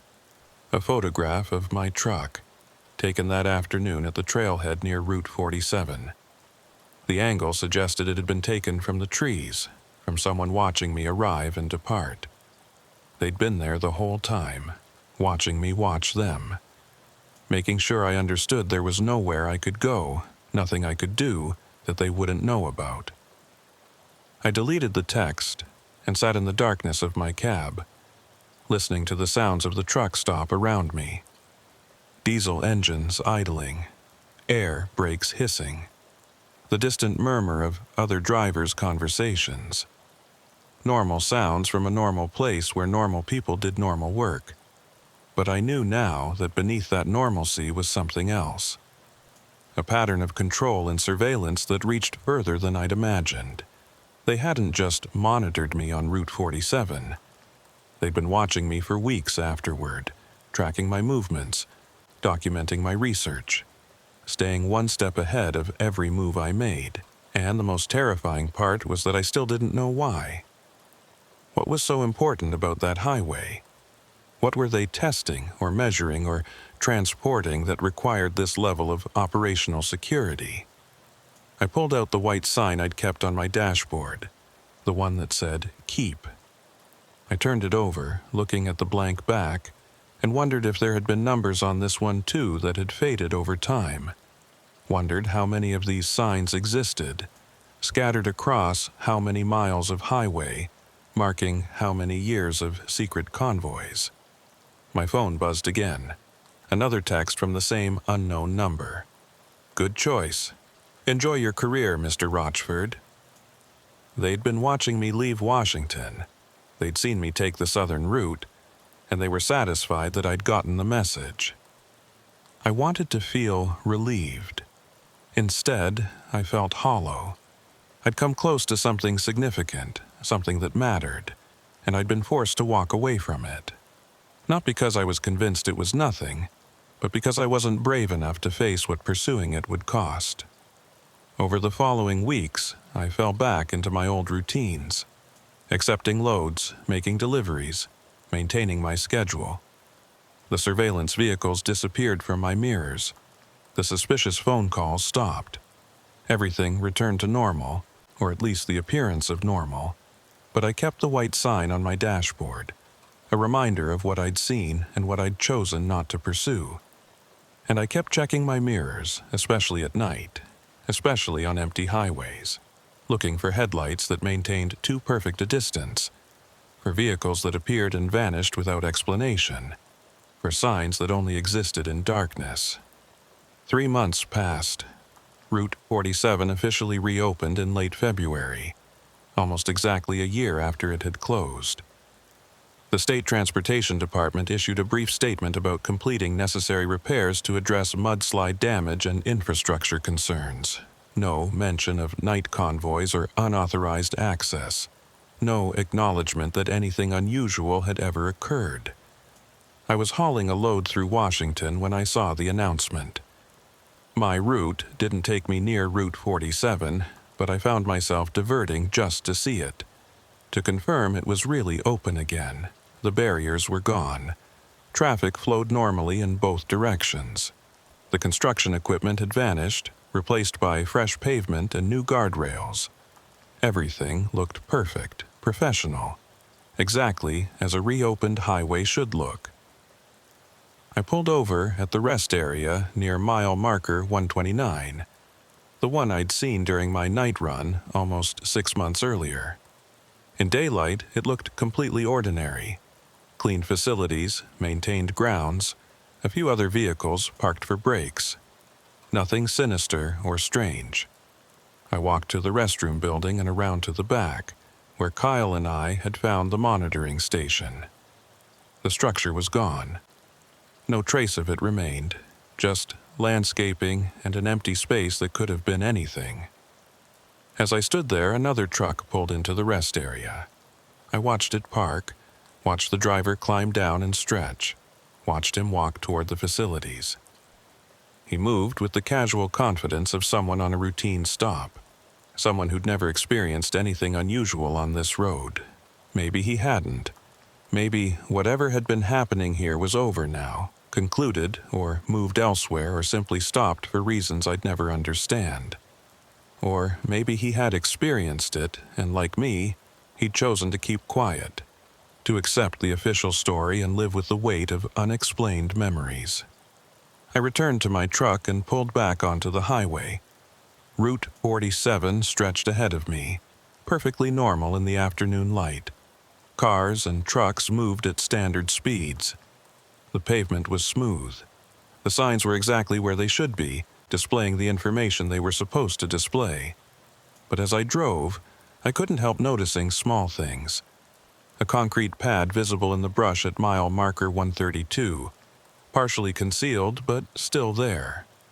Fresh asphalt at mile marker 136 that was slightly different in color from the surrounding surface. A utility access panel at mile marker 144 that seemed newer than it should be. Details that might mean nothing, or might mean everything. I drove through the entire closed section without incident, emerging at the western end where I'd exited that night 6 months ago. Everything was normal. Everything was explicable. Everything made sense. But in my mirrors, I caught sight of a truck that had been behind me since I'd entered the Route 47 section, maintaining a steady distance, never getting closer, never falling back. The same behavior I'd seen in my dash cam footage from that night drive. I watched it for the next 20 miles. It stayed there, constant and unwavering, until I exited onto a different highway.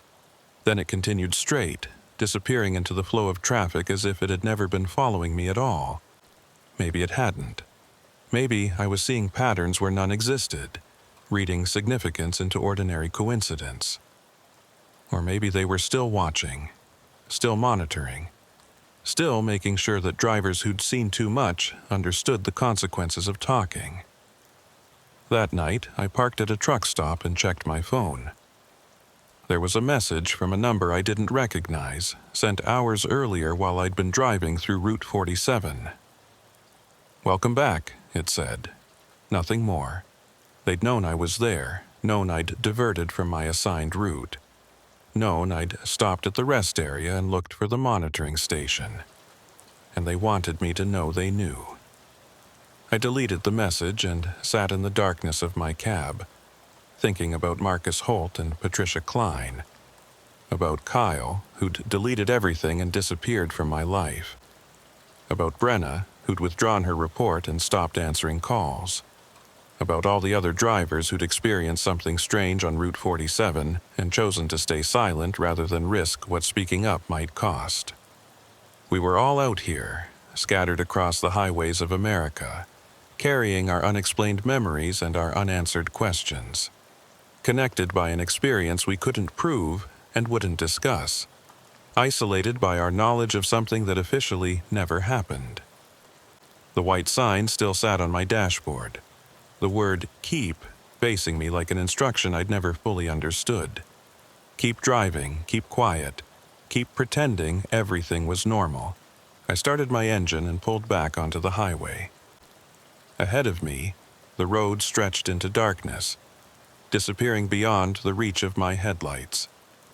Behind me, in my mirrors, I could see the lights of other trucks following their own routes to their own destinations. And somewhere among them, I knew, were the vehicles that watched and followed and made sure that secrets stayed secret. I'd made my choice.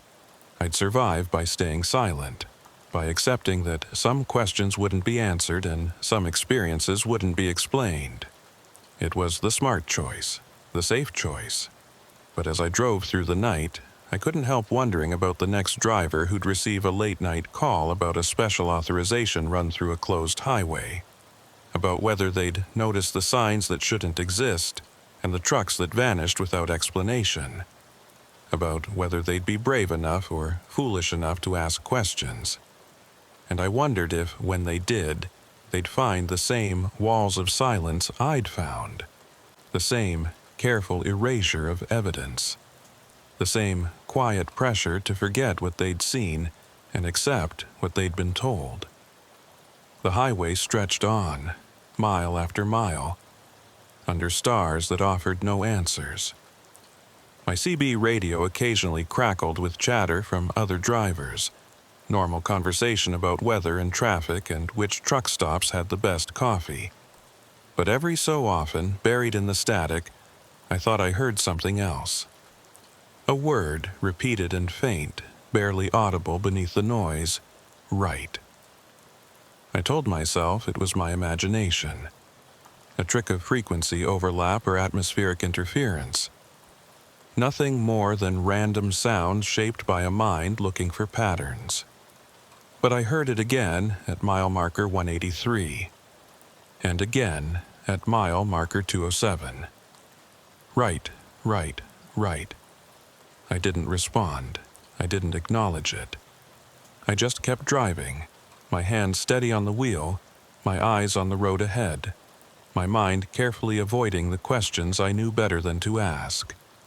The white sign caught the glow of my instrument panel, the word keep casting a small shadow across my dashboard. I left it there, a reminder of what I'd seen and what I'd chosen not to pursue.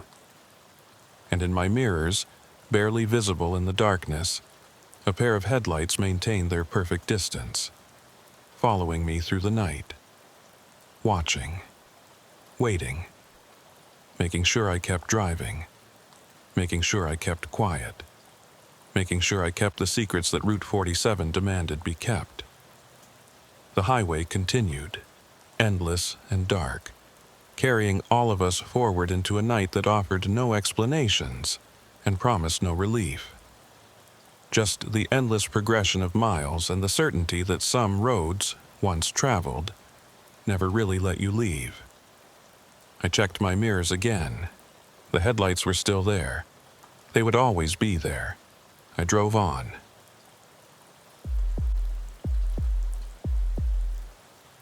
The Mojave doesn't forgive mistakes, which is why I'd been running this route for 12 years without incident.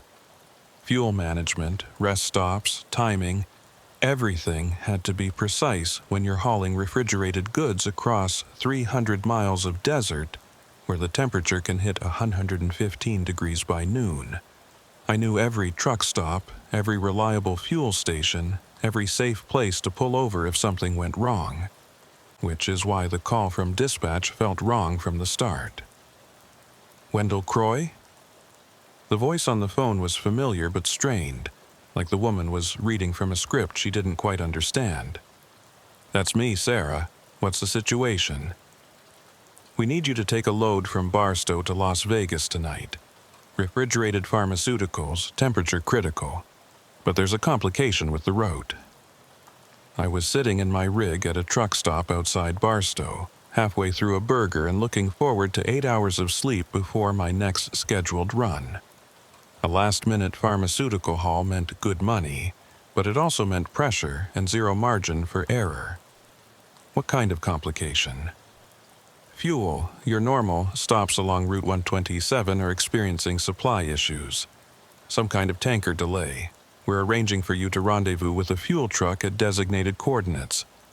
They'll top you off at the halfway point. I set down my burger. In 12 years, I'd never done a mobile refueling operation in the middle of the desert. It wasn't unheard of. Military operations did it. Emergency services sometimes arranged it. But for a routine commercial haul, it was bizarre. Why not just delay the run until the stations are resupplied? Time-sensitive cargo. The client needs delivery before 6 a.m. tomorrow. If we delay, the contract specifies significant penalties. Sarah paused. Look, Wendell, I wouldn't ask if we had another option. You're our most reliable driver for this route. The fuel truck will be operated by Jude Calhoun from Western Tanker Services. Professional operation, everything by the book. What are the coordinates? She read off a location that put the rendezvous point about halfway between Barstow and Las Vegas, in one of the emptier stretches of the Mojave. Not completely isolated. Route 127 saw regular traffic, but remote enough that you couldn't count on help if something went wrong. The tanker will meet you at 1:30 a.m. Transfer should take 20 minutes maximum. You'll have plenty of fuel to reach Vegas with room to spare. I thought about it. The money was good, and I'd worked with Western Tanker Services before. They were legitimate, professional. If Jude Calhoun was one of their drivers, he'd know what he was doing. All right, I said finally. Send me the complete route and the exact coordinates, and I want Calhoun's phone number in case we need to coordinate. Already emailing it to you, thanks, Wendell. This really helps us out. After the call ended, I pulled up the route on my laptop. Everything looked standard except for the fuel stop, which was marked as a GPS coordinate rather than an actual station. The location was a rest area I'd passed dozens of times. A bare-bones setup with parking and restrooms but no services. Adequate for a quick fuel transfer. I tried calling the number Sarah had provided for Jude Calhoun, but it went straight to voicemail. I left a message confirming the rendezvous time and location, then finished my meal and ran through my pre-trip inspection. The load was already waiting for me at a pharmaceutical distributor's warehouse. Climate-controlled cargo, insulin, and other medications that needed to stay between 36 and 46 degrees Fahrenheit. The refrigeration unit on my trailer was running perfectly, and I spent extra time verifying the temperature monitoring systems. If this cargo spoiled because of equipment failure, it wouldn't just cost money, it would cost people their medication. I pulled out of Barstow at 11:15 p.m., giving myself plenty of time to reach the rendezvous point by 1:30. The night was clear and cool, the kind of desert evening where you could see stars stretching from horizon to horizon. Traffic was light, mostly long-haul truckers and the occasional passenger vehicle. Route 127 cut north through the Mojave, a straight line through some of the most desolate landscape in North America. During the day, the heat radiating off the desert floor created mirages that made the road seem to ripple like water. At night, it was just darkness punctuated by the occasional lights of distant towns and the steady glow of my instrument panel. I passed through Baker around midnight, noting that the truck stop there was indeed closed for fuel service. A handwritten sign taped to the pumps apologized for the inconvenience and directed customers to alternative locations 40 miles in either direction. So, that part of the story checked out. The desert stretched endlessly on both sides of the highway, disappearing into darkness beyond the reach of my headlights. I kept the radio on, listening to late-night talk shows and occasional trucker chatter on the CB. Somebody reported a disabled vehicle near mile marker 89. Someone else warned about a highway patrol speed trap near the Nevada border. Normal traffic, normal night. At 1:15 a.m., I started watching for the rest area that marked the rendezvous point. It appeared right where it should have, a small turnoff with a parking loop and a concrete restroom building. But there was no tanker truck waiting. I pulled into the rest area and parked, leaving my engine running to keep the refrigeration unit operating. The temperature gauge showed the cargo holding steady at 39 degrees, everything working as it should. I tried calling Jude Calhoun again. This time the call connected, but before anyone spoke, I heard only static and what might have been wind noise.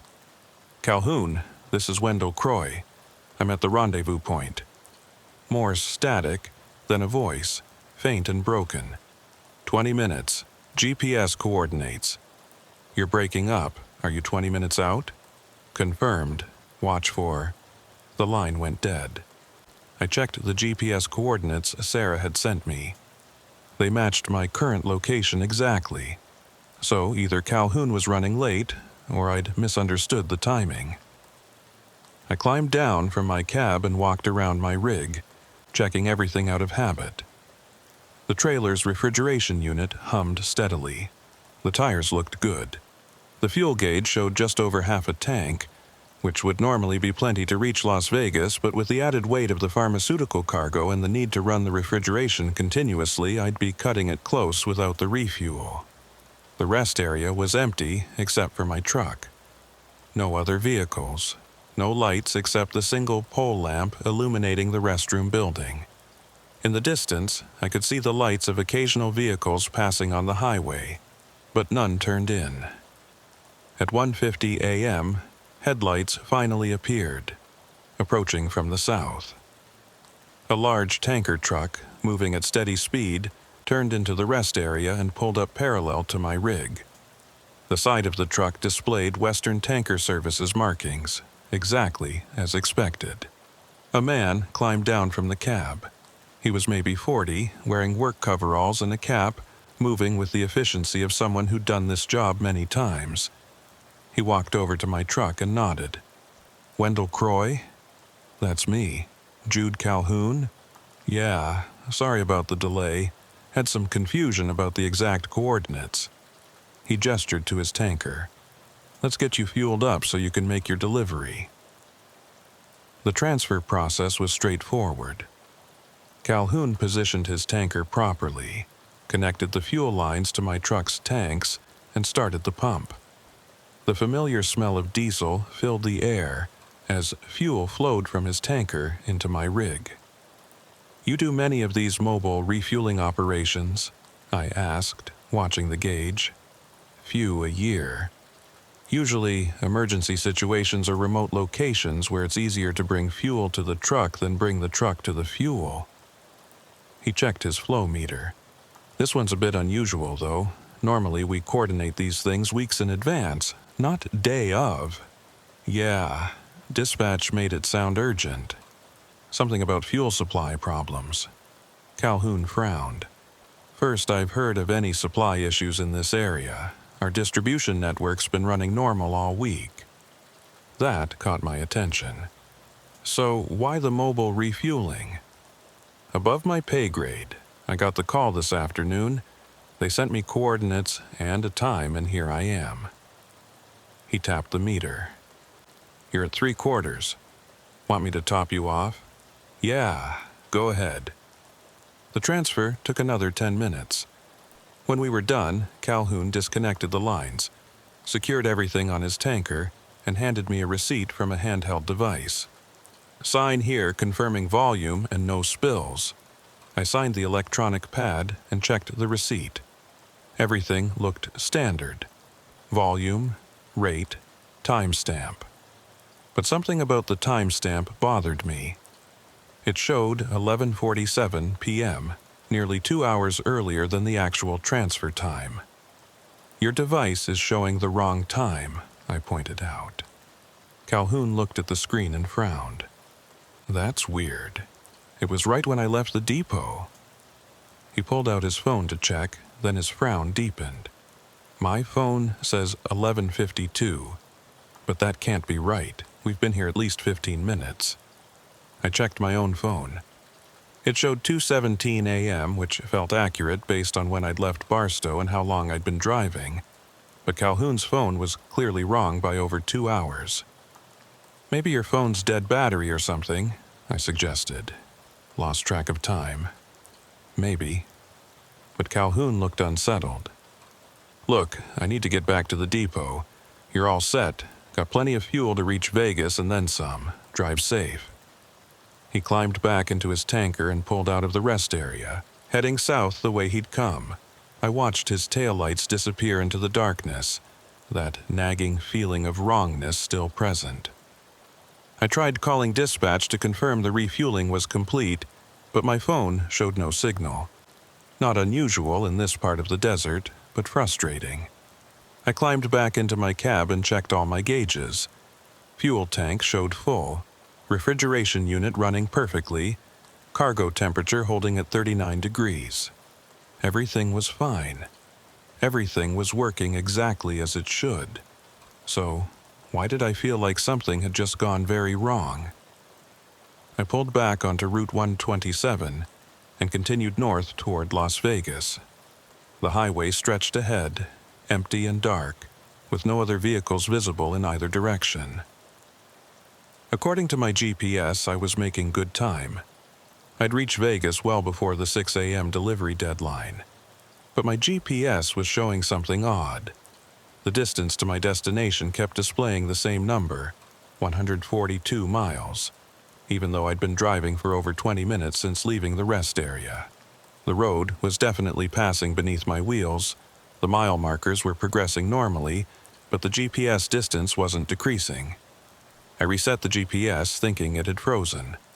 When it rebooted, it showed my location correctly but still indicated 142 miles to Las Vegas. The same distance it had shown when I first left the rest area. I tried my phone's navigation app. Same result. 142 miles, unchanging despite my steady progress north. I told myself it was a satellite issue, some kind of temporary glitch in the GPS network. It happened occasionally in remote areas. The mile markers were the real measure of progress, and they were ticking by normally. Mile marker 104. Mile marker 105. Mile marker 106. At mile marker 108, I passed a truck stop. Or rather, I passed the lights of what looked like a truck stop about a quarter mile off the highway. I didn't remember a fuel station at this location, but desert highways sometimes had services that came and went. I made a mental note of it and continued driving. 15 minutes later, I passed what looked like the same truck stop. Same configuration of lights, same distance from the highway, same general appearance. But according to my odometer, I'd traveled nearly 12 miles since the first sighting. I slowed down and checked my mile marker. Mile marker 121. I definitely covered the distance.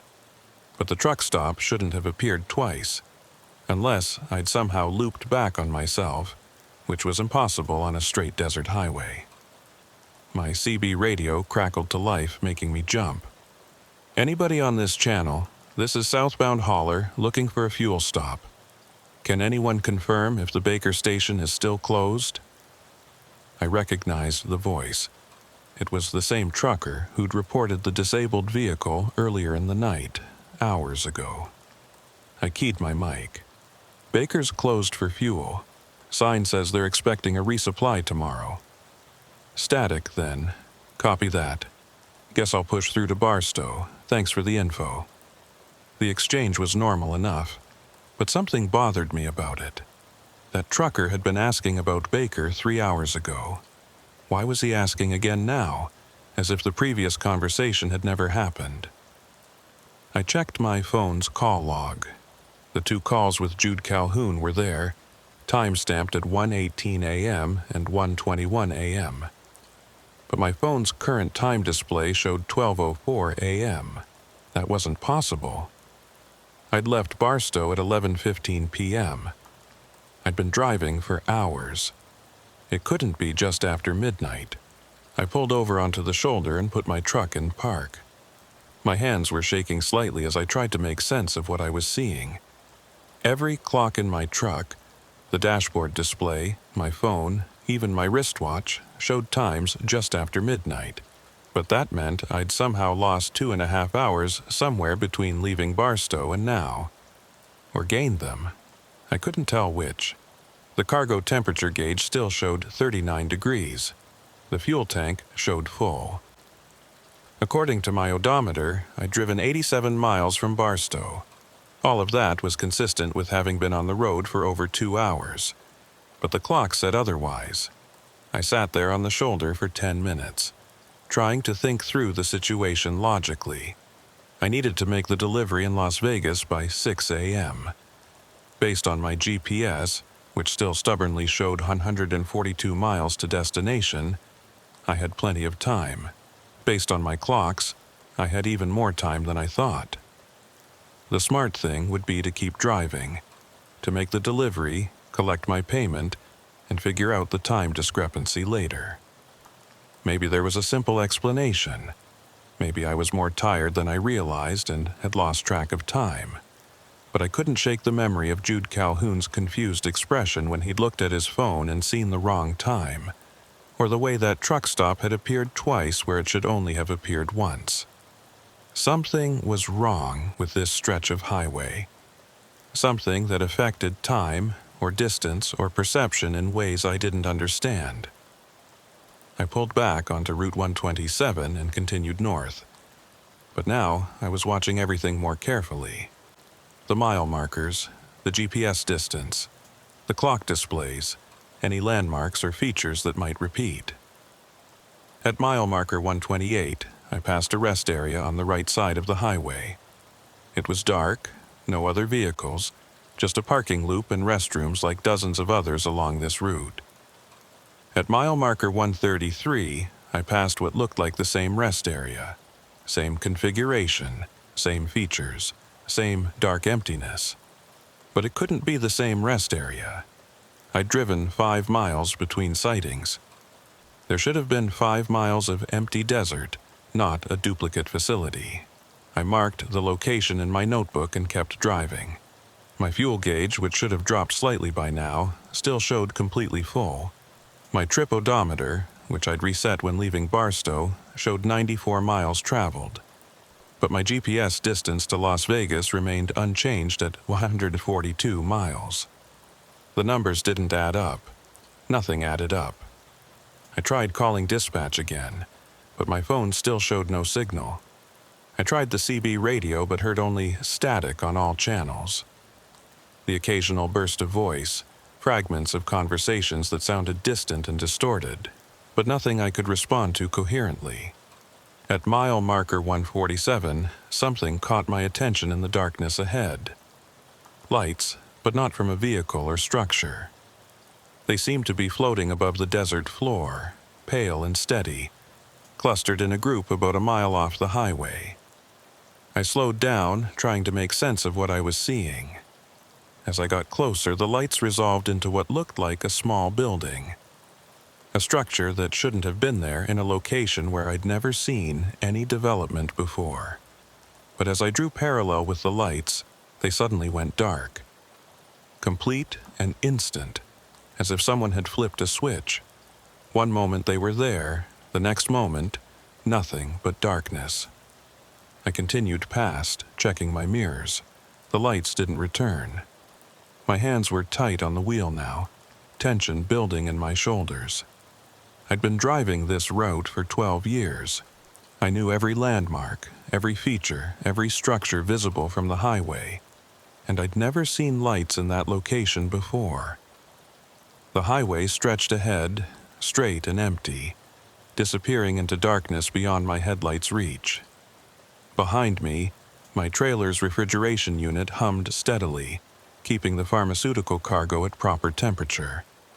All my systems were functioning normally, but nothing about this night felt normal anymore. At mile marker 156, I saw headlights in my rearview mirror. A vehicle approaching from behind, moving faster than I was. As it got closer, I could see it was a tanker truck. The same tanker truck. Western Tanker Services markings visible in my side mirrors as it pulled into the passing lane.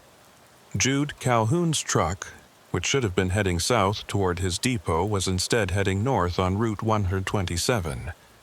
The tanker passed me and continued ahead, its taillights disappearing into the darkness. I grabbed my CB mic. "Calhoun, this is Wendell Croy. What are you doing heading north?" Static, no response. I tried again. "Jude Calhoun, Western Tanker Services. Do you copy?" More static, then a burst of voice, distorted and broken. "Coordinate check, GPS reading." "Calhoun, you passed me heading north. I thought you were returning to your depot." "South." Heading south. Confirmed. But I'd just watched him pass me going north. I was certain of it. Unless my sense of direction was wrong. Unless I was the one who was confused about which way was which. I checked my GPS. It showed me on Route 127, heading north toward Las Vegas, exactly where I should be. The mile markers confirmed it. The road signs confirmed it. But Jude Calhoun's tanker had been heading in the same direction I was, and he'd insisted he was going south. One of us was wrong about our direction, and I was no longer certain it wasn't me.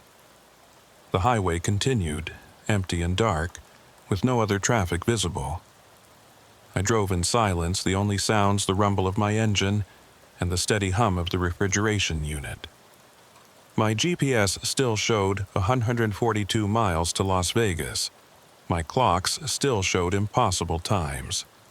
And somewhere ahead of me in the darkness, Jude Calhoun's tanker continued on a route that didn't match what either of us believed we were driving. I had 142 miles left to go. Or I'd already driven them. Or I was somehow stuck driving the same miles over and over, caught in a loop I couldn't perceive. The desert held no answers. It just stretched endlessly in all directions, dark and vast and indifferent to my confusion. I kept driving, because that's all I could do. Keep moving forward, or what I thought was forward, through a night that had stopped making sense somewhere around mile marker 108. The pharmaceutical cargo needed to reach Las Vegas by 6 a.m.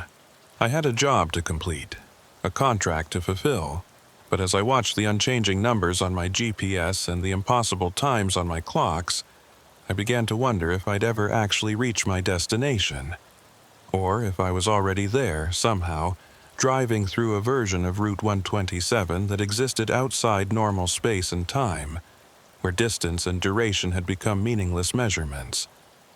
The mile markers kept counting upward. The road kept passing beneath my wheels. But nothing was actually changing, and I had no idea how to make it stop. I drove for what felt like another hour, though my clocks refused to confirm it. The dashboard display cycled through times that made no sense. 12:47 a.m., then 11:23 p.m., then 1:04 a.m. My phone had stopped updating entirely, frozen at 12:04. Even my wristwatch, a mechanical piece I'd owned for 20 years, seemed to be running backward and forward in irregular intervals. The only constant was the mile markers. They progressed steadily, 163, 164, 165. Physical proof that I was actually moving, actually covering distance, even if every other measurement insisted otherwise. At mile marker 178, I spotted something that made me ease off the accelerator. Lights ahead, off to the right side of the highway. Not the floating, sourceless lights I'd seen earlier, but the familiar glow of a gas station, the kind of truck-friendly facility I'd been hoping to find, with multiple pumps and what looked like a small convenience store. I didn't remember a station at this location, but after everything else I'd experienced tonight, my memory felt unreliable. Maybe there'd always been a station here, and I'd simply never needed to stop. The Mojave had scattered services along its highways, some barely marked, easy to miss if you weren't looking for them. As I got closer, I could make out more details. The station was old style, with an analog price board and overhead canopy lighting. A single car was parked near the building, but I couldn't see anyone around it. The whole place had a functional but dated appearance, like it had been built in the 70s and never updated. I considered driving past. My fuel gauge still showed full, despite the miles I'd covered, but something about the station pulled at me. Maybe just the basic human need for contact with something solid and real after hours of navigating increasingly surreal circumstances. I pulled off the highway and into the station lot. As I rolled to a stop near the diesel pumps, I noticed the price board showing rates that seemed impossibly low, $2.37 per gallon. Those were prices from 15 years ago, not current rates. The station door opened and a woman stepped out. She was maybe 60, wearing a faded work shirt and jeans, moving with the unhurried pace of someone who'd been working night shifts for decades. She walked toward my truck with a practiced smile. I climbed down from the cab and nodded a greeting. Didn't know there was a station at this location. Been here 40 years, she replied. Most folks miss us. We're not on the GPS systems yet. She glanced at my trailer. Need fuel or just a break? Just checking in, really, making a run to Vegas, and the night's been strange. Something flickered in her expression. Not quite recognition, but acknowledgement. Strange how? I hesitated, unsure how much to say. Time's not tracking right. Distance either. My GPS says I've got 142 miles to Vegas, but I've been driving for hours and the number won't change. She nodded slowly, as if this made perfect sense. You're not the first to mention that. Happens sometimes out here, especially at night. The desert plays tricks. What kind of tricks? The kind where the usual rules don't quite apply. She gestured toward the station building. Come inside if you want. Coffee's fresh, more or less. You look like you could use a few minutes off the road. I followed her into the building, partly out of curiosity and partly because she seemed like someone who might actually understand what I was experiencing. The interior was clean but dated, with a small convenience store section and a counter with a coffee maker and register. The fluorescent lights hummed overhead, casting everything in a flat, even glow. A name tag on her shirt read Opal. No last name, just the single word in faded letters. She poured 2 cups of coffee without asking if I wanted one, then leaned against the counter. So, you got the fuel rendezvous call. Mobile refueling in the middle of nowhere. I stared at her. How did you know about that? Because everyone who stops here tonight has the same story.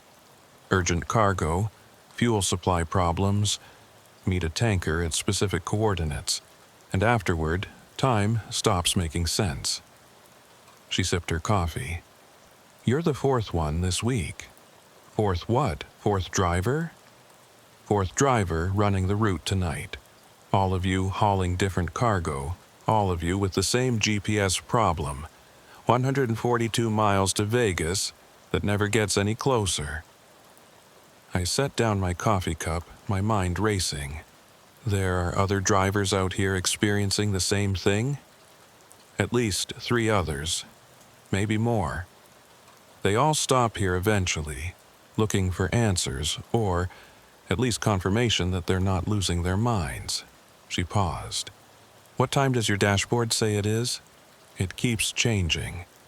Right now it says 1:47 a.m., but 5 minutes ago it said 11:30 p.m. And your cargo?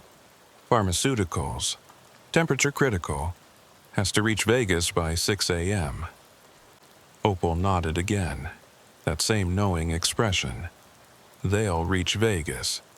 You all will. The question is when you'll reach it, and whether the time that passes for you matches the time that passes everywhere else. You're not making sense. I know, but out here sense is a flexible concept. She walked to the window and looked out at the dark highway. This stretch of road, between mile markers 108 and 203, it doesn't follow normal rules during certain nights. Time stretches or compresses. Distance becomes relative. The usual measurements stop working. Why? I don't know why, I just know it happens. Been watching it happen for 15 years, ever since they started running those special convoys through here.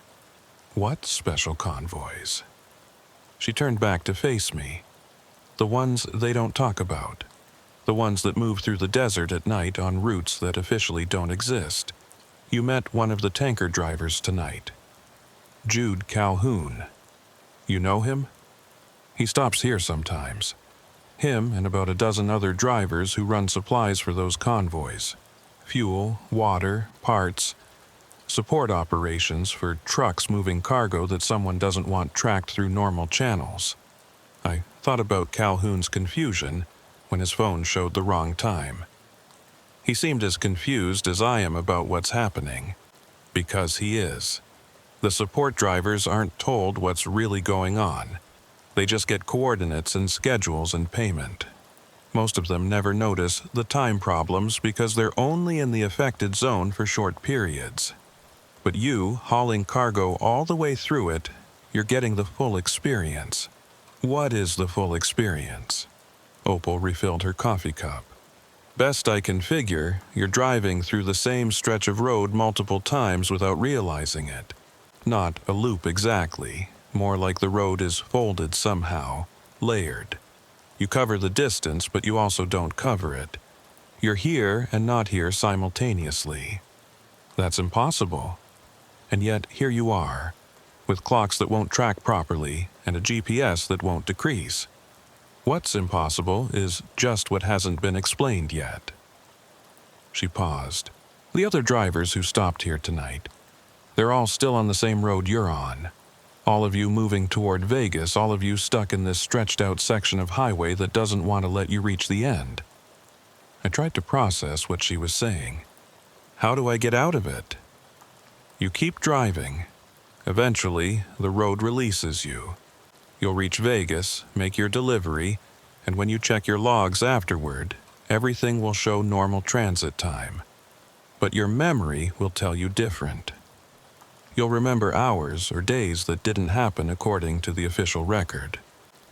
Has anyone ever not made it out?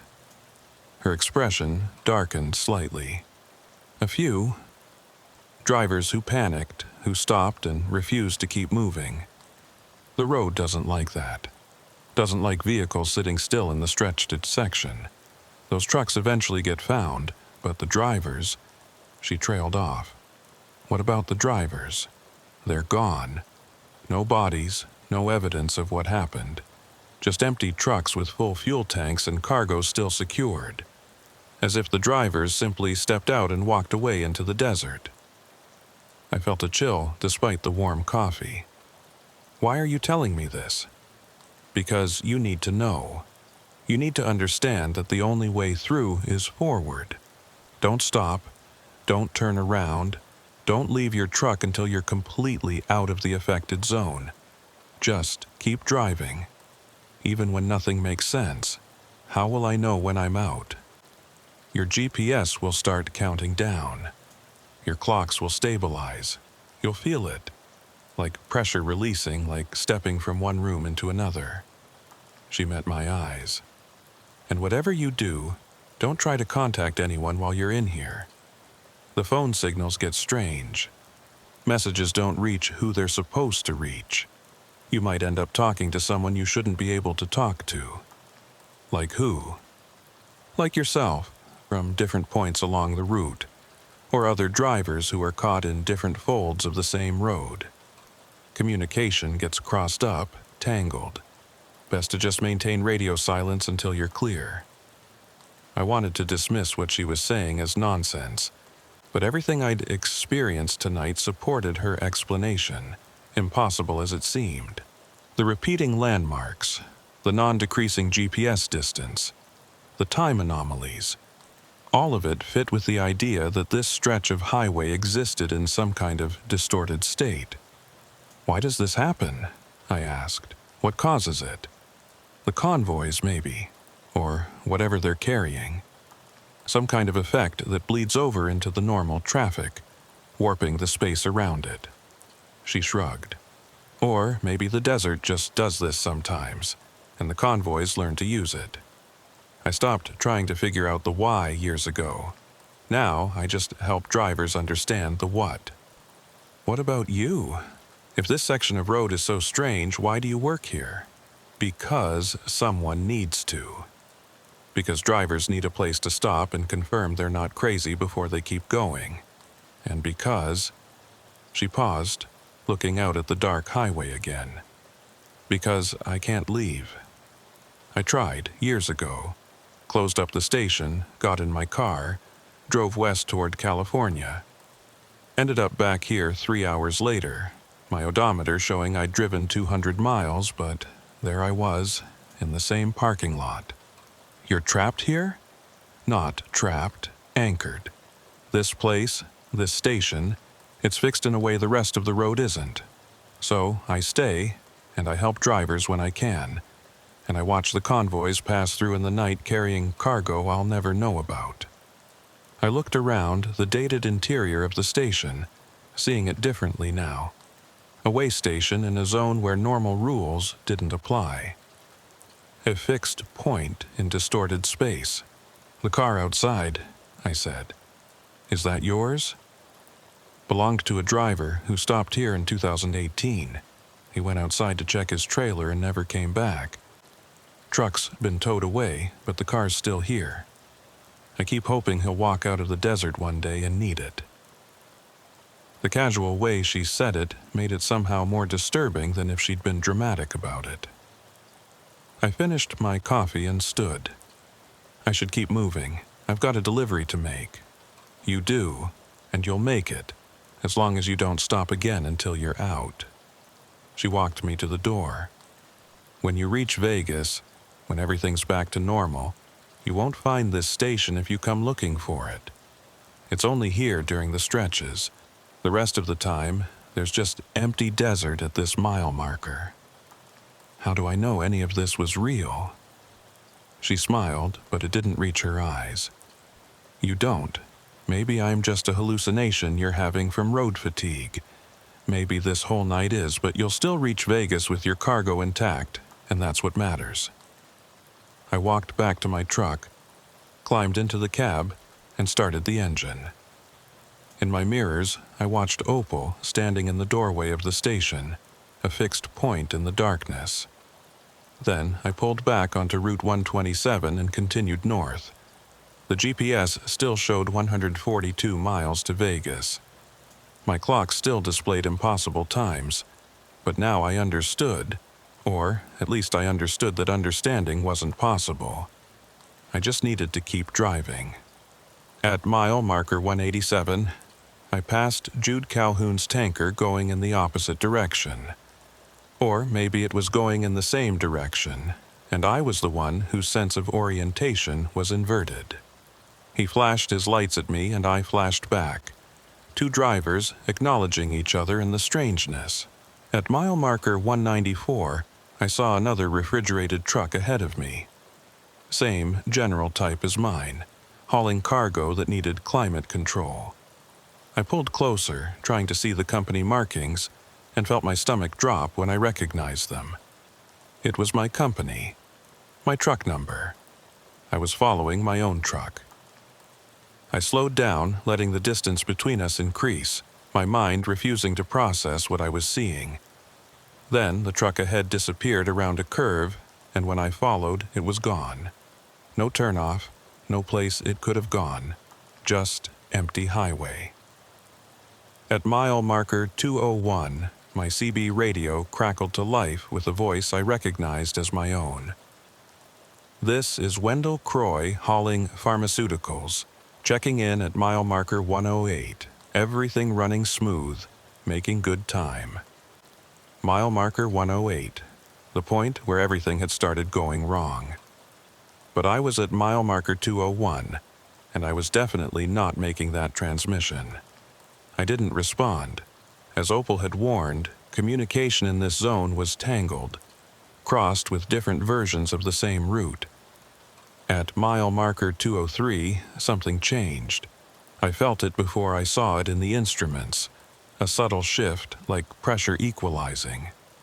My GPS flickered, and when it stabilized, it showed 94 miles to Las Vegas. The number was decreasing. I drove another mile and checked again, 93 miles, another mile, 92 miles. My dashboard clock stabilized at 3:47 a.m. My phone came back to life with a cascade of delayed notifications, timestamps jumping forward to match the dashboard. I was out of whatever that stretched zone had been, back into normal space where distance and time behaved predictably. The relief was immediate and intense. I let out a breath I hadn't realized I'd been holding and allowed myself to relax slightly. Whatever I'd driven through, I'd made it to the other side. The rest of the drive to Las Vegas was completely normal. Traffic increased as I approached the city, other trucks and early morning commuters sharing the highway. The mile markers counted down predictably. My GPS tracked correctly. My clocks all showed the same time. I reached the pharmaceutical distributor's warehouse at 5:23 a.m., well ahead of the 6 deadline. The cargo temperature had held perfectly at 39 degrees throughout the entire journey. The receiving dock worker checked everything, signed off on the delivery, and thanked me for making good time. "Any problems on the route?" he asked, making small talk while his crew unloaded the trailer. "No problems," I said, because what else could I say? I checked my trip computer before leaving the warehouse. It showed I'd driven 304 miles from Barstow to Las Vegas. The elapsed time showed 5 hours and 40 minutes. Everything was within normal parameters. But my memory held something different. I remembered hours of driving through repeated sections of highway, watching unchanging GPS distances, experiencing time that flowed in irregular patterns. I remembered Opal in her station, warning me about drivers who'd vanished. I remembered following my own truck.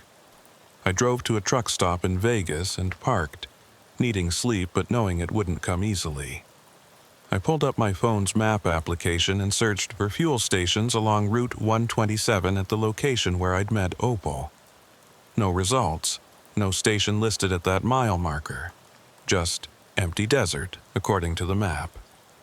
I tried searching for the station name, for Opal's name, for any reference to a truck stop at that location. Nothing. As she'd said, it was only there during the stretches, whatever that meant. I thought about calling dispatch to report the unusual experience, but what would I say? That I'd driven through a zone where distance and time didn't work properly? That I'd gotten fuel from a tanker driver who'd been equally confused? That I'd stopped at a station that didn't officially exist? They'd think I was having some kind of breakdown. They'd require medical evaluation, psychological screening. They might suspend my license while they investigated. Better to say nothing. To file the standard trip report showing normal transit times and no incidents. But I couldn't shake the memory of what I'd experienced. And I couldn't stop thinking about the other drivers Opal had mentioned. The ones who'd stopped before reaching the end of the stretched zone. The ones whose empty trucks had been found, but whose bodies had never been recovered. What had happened to them? Where had they gone? I tried to sleep, but managed only a few hours of restless dozing. My dreams were full of endless highways and unchanging distances, of following my own taillights into infinite darkness. When I woke, it was early afternoon. I had a message from dispatch asking if I was available for a return haul to California. Standard work, normal route, good pay. I accepted it without hesitation. Whatever I'd experienced on Route 127, I needed to prove to myself that I could still do the job normally.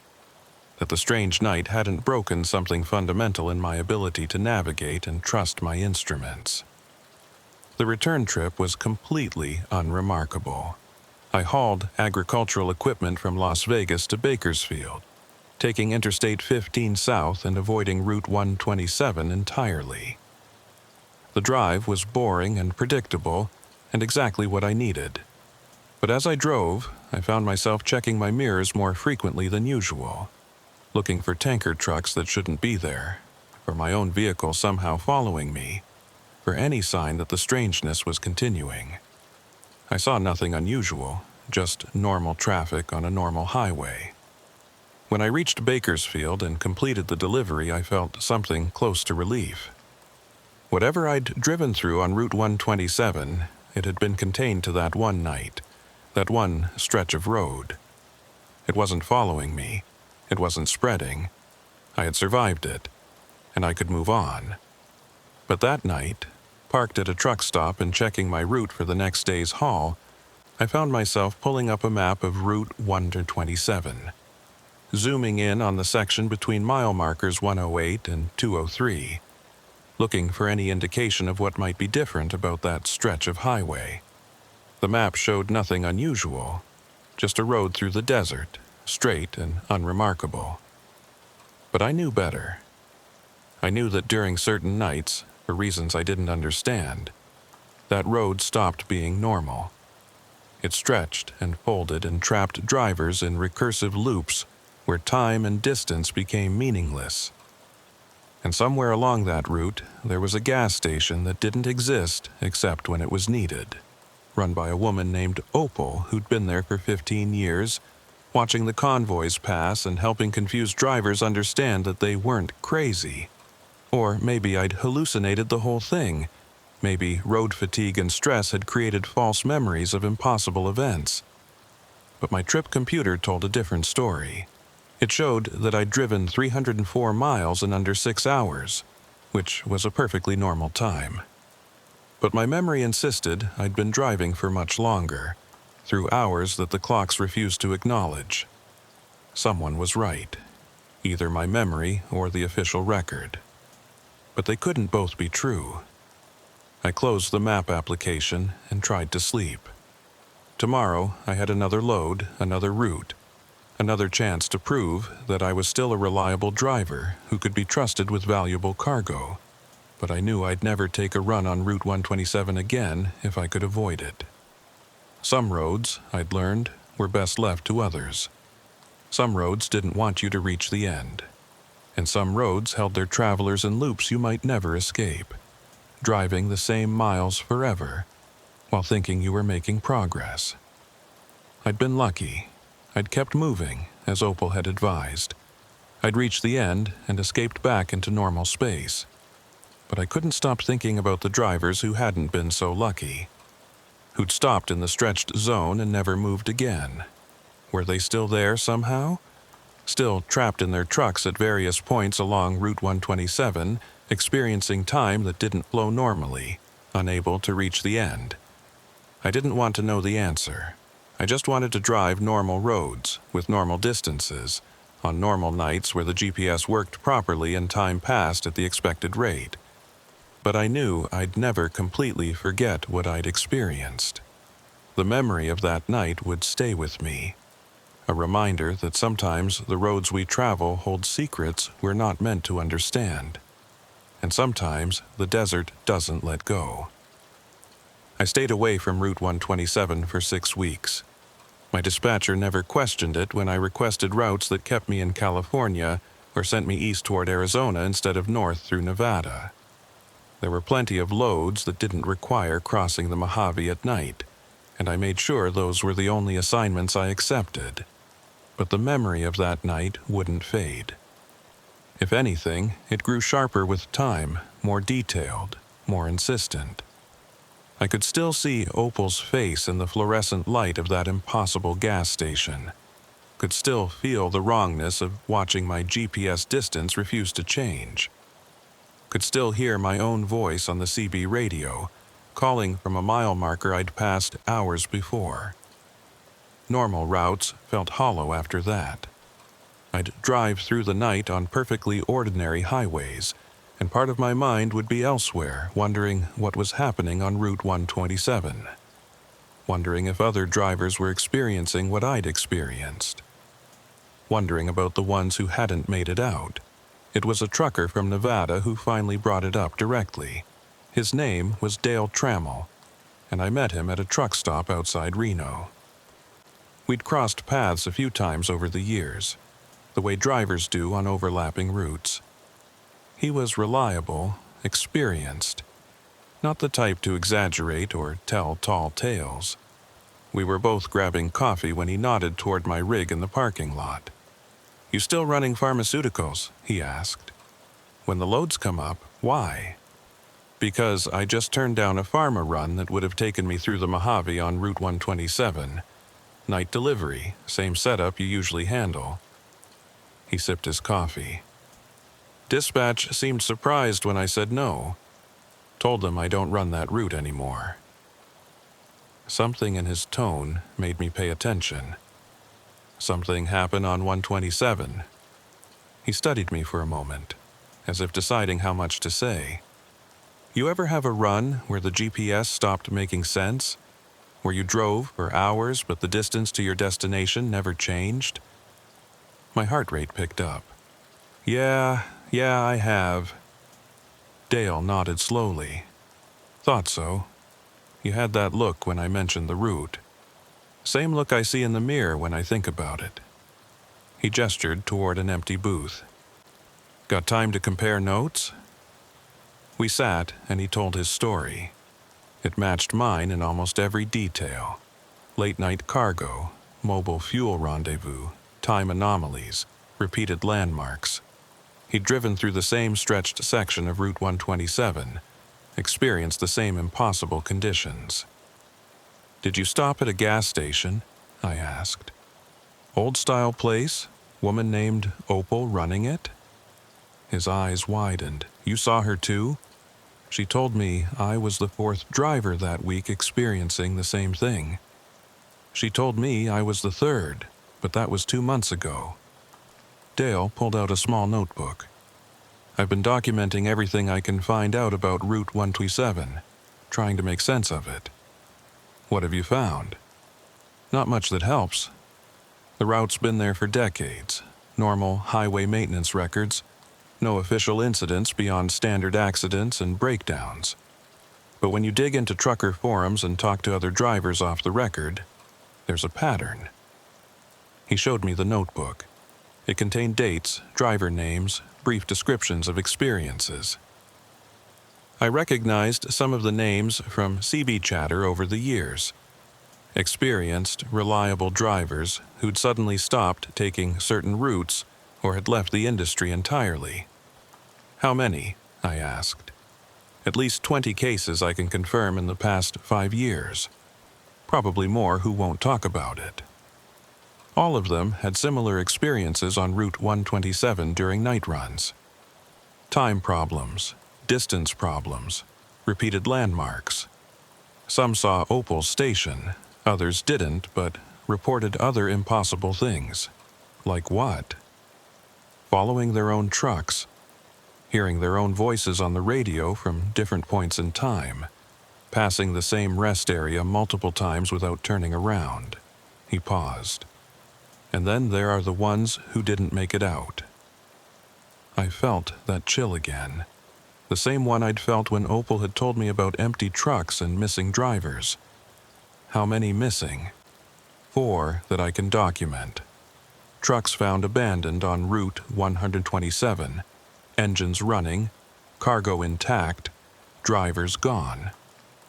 No bodies, no evidence of foul play, no explanation.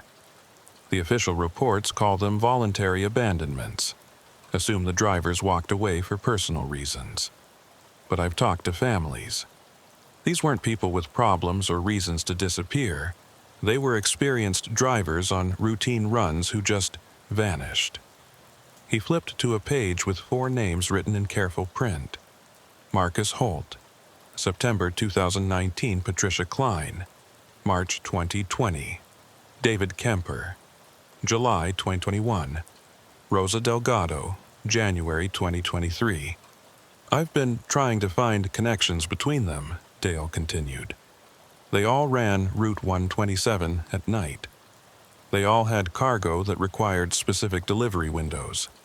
And based on the last radio transmissions from 3 of them, they were all experiencing the same anomalies we did." "What about the 4th?" "Rosa Delgado. No radio transmission. Her truck was found at mile marker 176 with a note on the dash that just said, 'I can't keep driving the same miles.' Her family said she'd been acting strange after a previous run on 127, talking about time not working right and seeing things that shouldn't be there. I thought about Opal's warning. Drivers who stopped in the stretched zone. Drivers who refused to keep moving. Opal told me the road doesn't like vehicles that stop and sit still. You believe her? Believe that the road itself has some kind of consciousness or purpose. I don't know what I believe, but I know what I experienced, and it wasn't normal. Something about that stretch of highway doesn't follow regular physics. Dale closed his notebook. I've been trying to get someone official to investigate. Transportation Department, Highway Patrol, even the FBI. Nobody's interested. The official position is that these are isolated incidents with mundane explanations. Drivers abandoning their trucks for personal reasons. Time-tracking errors due to GPS glitches, that sort of thing. But you don't buy it. I can't buy it, because I was there. I felt what it's like to drive through that zone. And I saw things I can't explain with mundane reasoning. He met my eyes. The question is, what do we do about it? What can we do? We can't prove any of it. Our trip computers show normal times. Our GPS data shows normal routes. Even our fuel receipts show timestamps that don't match our memories. But there are enough of us now. Enough drivers who've experienced it. If we could get them all to come forward together, make a coordinated statement, maybe someone would have to take it seriously. I wanted to believe that would work. But I thought about my conversation with dispatch after that night, how they'd shown no record of authorizing my route through 127. I thought about how quickly the official records had diverged from reality. Someone's already covering this up, I said. The fuel supply problems that forced the mobile refueling, my dispatcher had no record of that call. The special authorization didn't exist according to official channels. Whoever's running those convoys through 127, they've got enough pull to manipulate records and make evidence disappear. Or the road itself is doing that somehow, changing what gets recorded, what gets remembered, what leaves physical evidence. The idea was disturbing on a fundamental level. A stretch of highway that could alter reality around it, that could trap drivers in recursive loops and erase official documentation of what happened there. Have you tried going back? I asked. Driving through 127 during the day to see if anything's different? Twice. Both times. Completely normal. Standard highway, standard landmarks. Everything makes sense.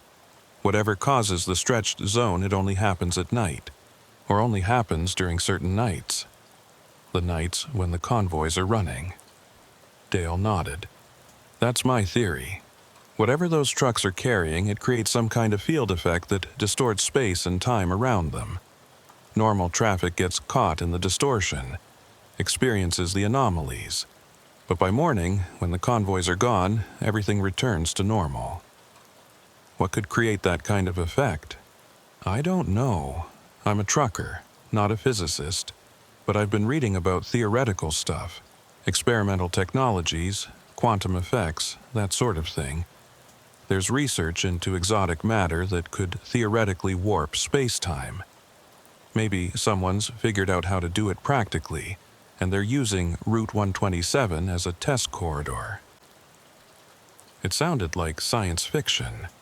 But then, everything I'd experienced that night had felt like science fiction. If that's true, I said, then the missing drivers might not be dead. They might be trapped somehow in the distortion, stuck in a fold of the road that never resolves back to normal. Dale's expression was grim. I've thought about that. It might actually be worse than death. Imagine being caught in that stretched zone permanently, driving the same miles over and over. Your clock's never advancing, your GPS never decreasing. No way to reach the end, no way to escape. The thought made my skin crawl. I'd experienced just a few hours of that disorientation. and it had been deeply disturbing. Days or weeks of it would be maddening. Years would be incomprehensible. "We have to do something," I said. "We can't just let this keep happening." "What do you suggest?" "We find more drivers, build a bigger network of people who've experienced this, document everything we can, and then we figure out who's running those convoys and force them to acknowledge what's happening." Dale looked skeptical. "That's dangerous.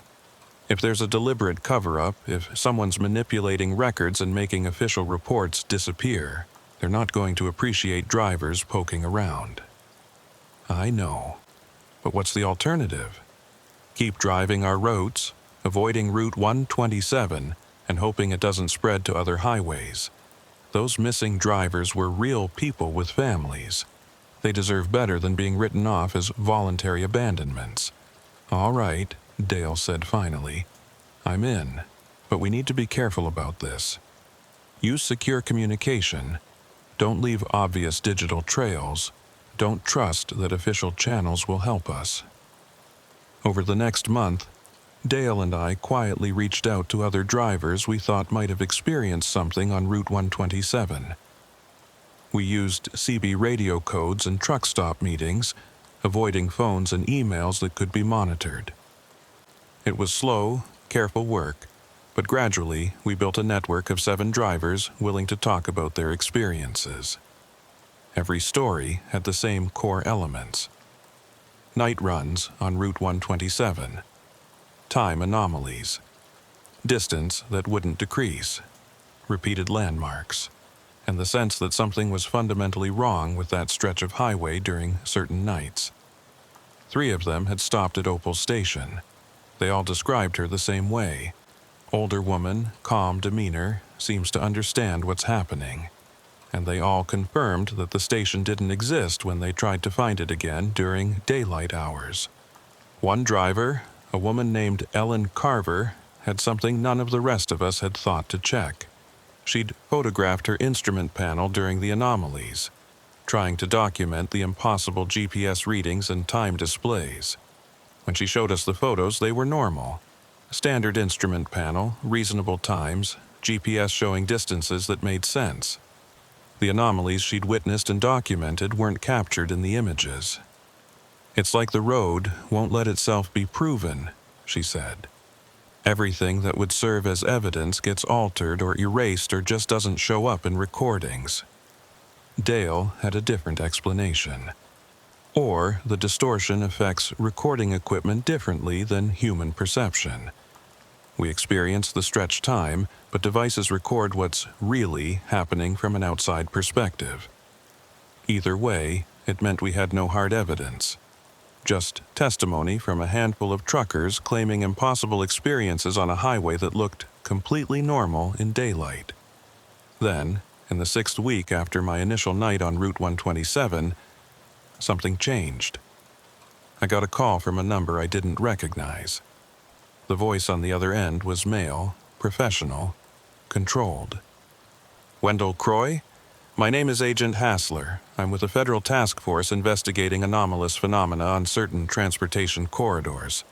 I understand you've had unusual experiences on Route 127 in Nevada." My first instinct was to deny everything, but something about his tone suggested he already knew. "Who told you that?" "We've been monitoring communication patterns among commercial drivers. Your name came up in connection with several others who've reported similar incidents. I'd like to meet with you to discuss what you've experienced." "What task force? Which agency?" "That's sensitive information. But I can tell you that your experiences are being taken seriously at the federal level, and we'd appreciate your cooperation in understanding what's happening on that highway." It could be legitimate, or it could be whoever was running the convoys, trying to identify and silence drivers who'd seen too much. "I need to think about it," I said. "Of course. But Mr. Croy, I should mention that we're also concerned for driver safety. 4 individuals have vanished on Route 127 in the past few years. We'd like to prevent that number from increasing. Your information could help us do that." He left a callback number and ended the call. I immediately contacted Dale and the other drivers in our network, warning them about the contact. Within hours, 3 of them reported receiving similar calls from the same agent. We debated what to do: meet with this federal task force and risk walking into a trap, or refuse and continue trying to investigate on our own. The decision was made for us when Ellen Carver called with disturbing news. She'd accepted a load that would take her through Route 127 at night, thinking she'd be safe since she knew what to expect. But she'd never reached her destination. Her truck had been found abandoned at mile marker 189, engine running, cargo intact.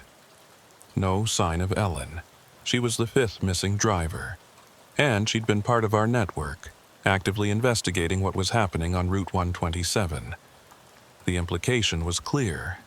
Either the road had claimed another victim, or someone had decided that Ellen knew too much. I called Agent Hassler's number. He answered on the first ring. "Mr. Croy, have you made a decision?" Ellen Carver is gone. She was investigating Route 127, and now she's the latest driver to vanish.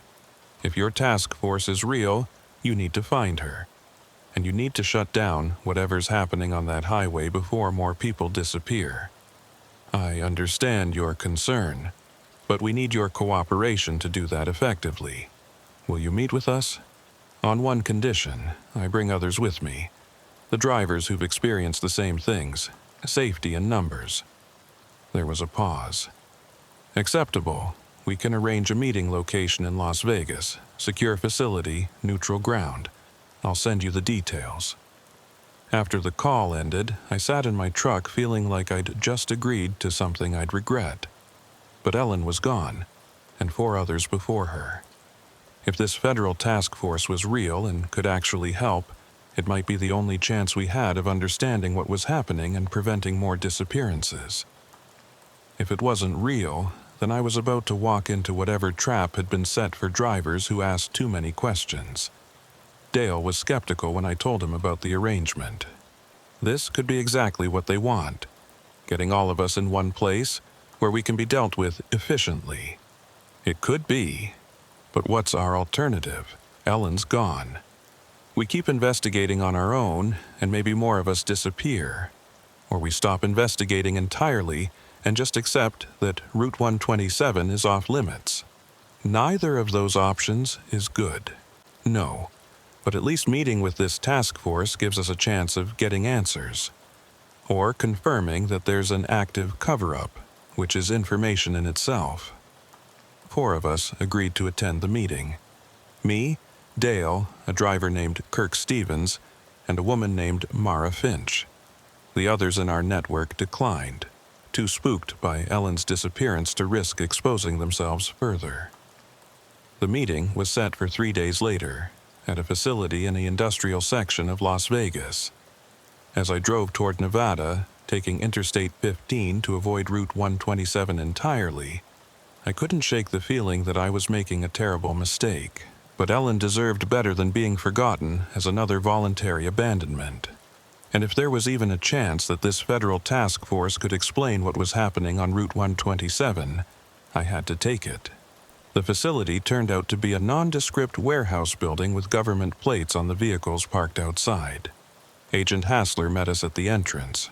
Tall, fit, probably mid-40s, with the bearing of someone used to authority. He led us to a conference room and introduced us to 2 other individuals who didn't offer names or agencies.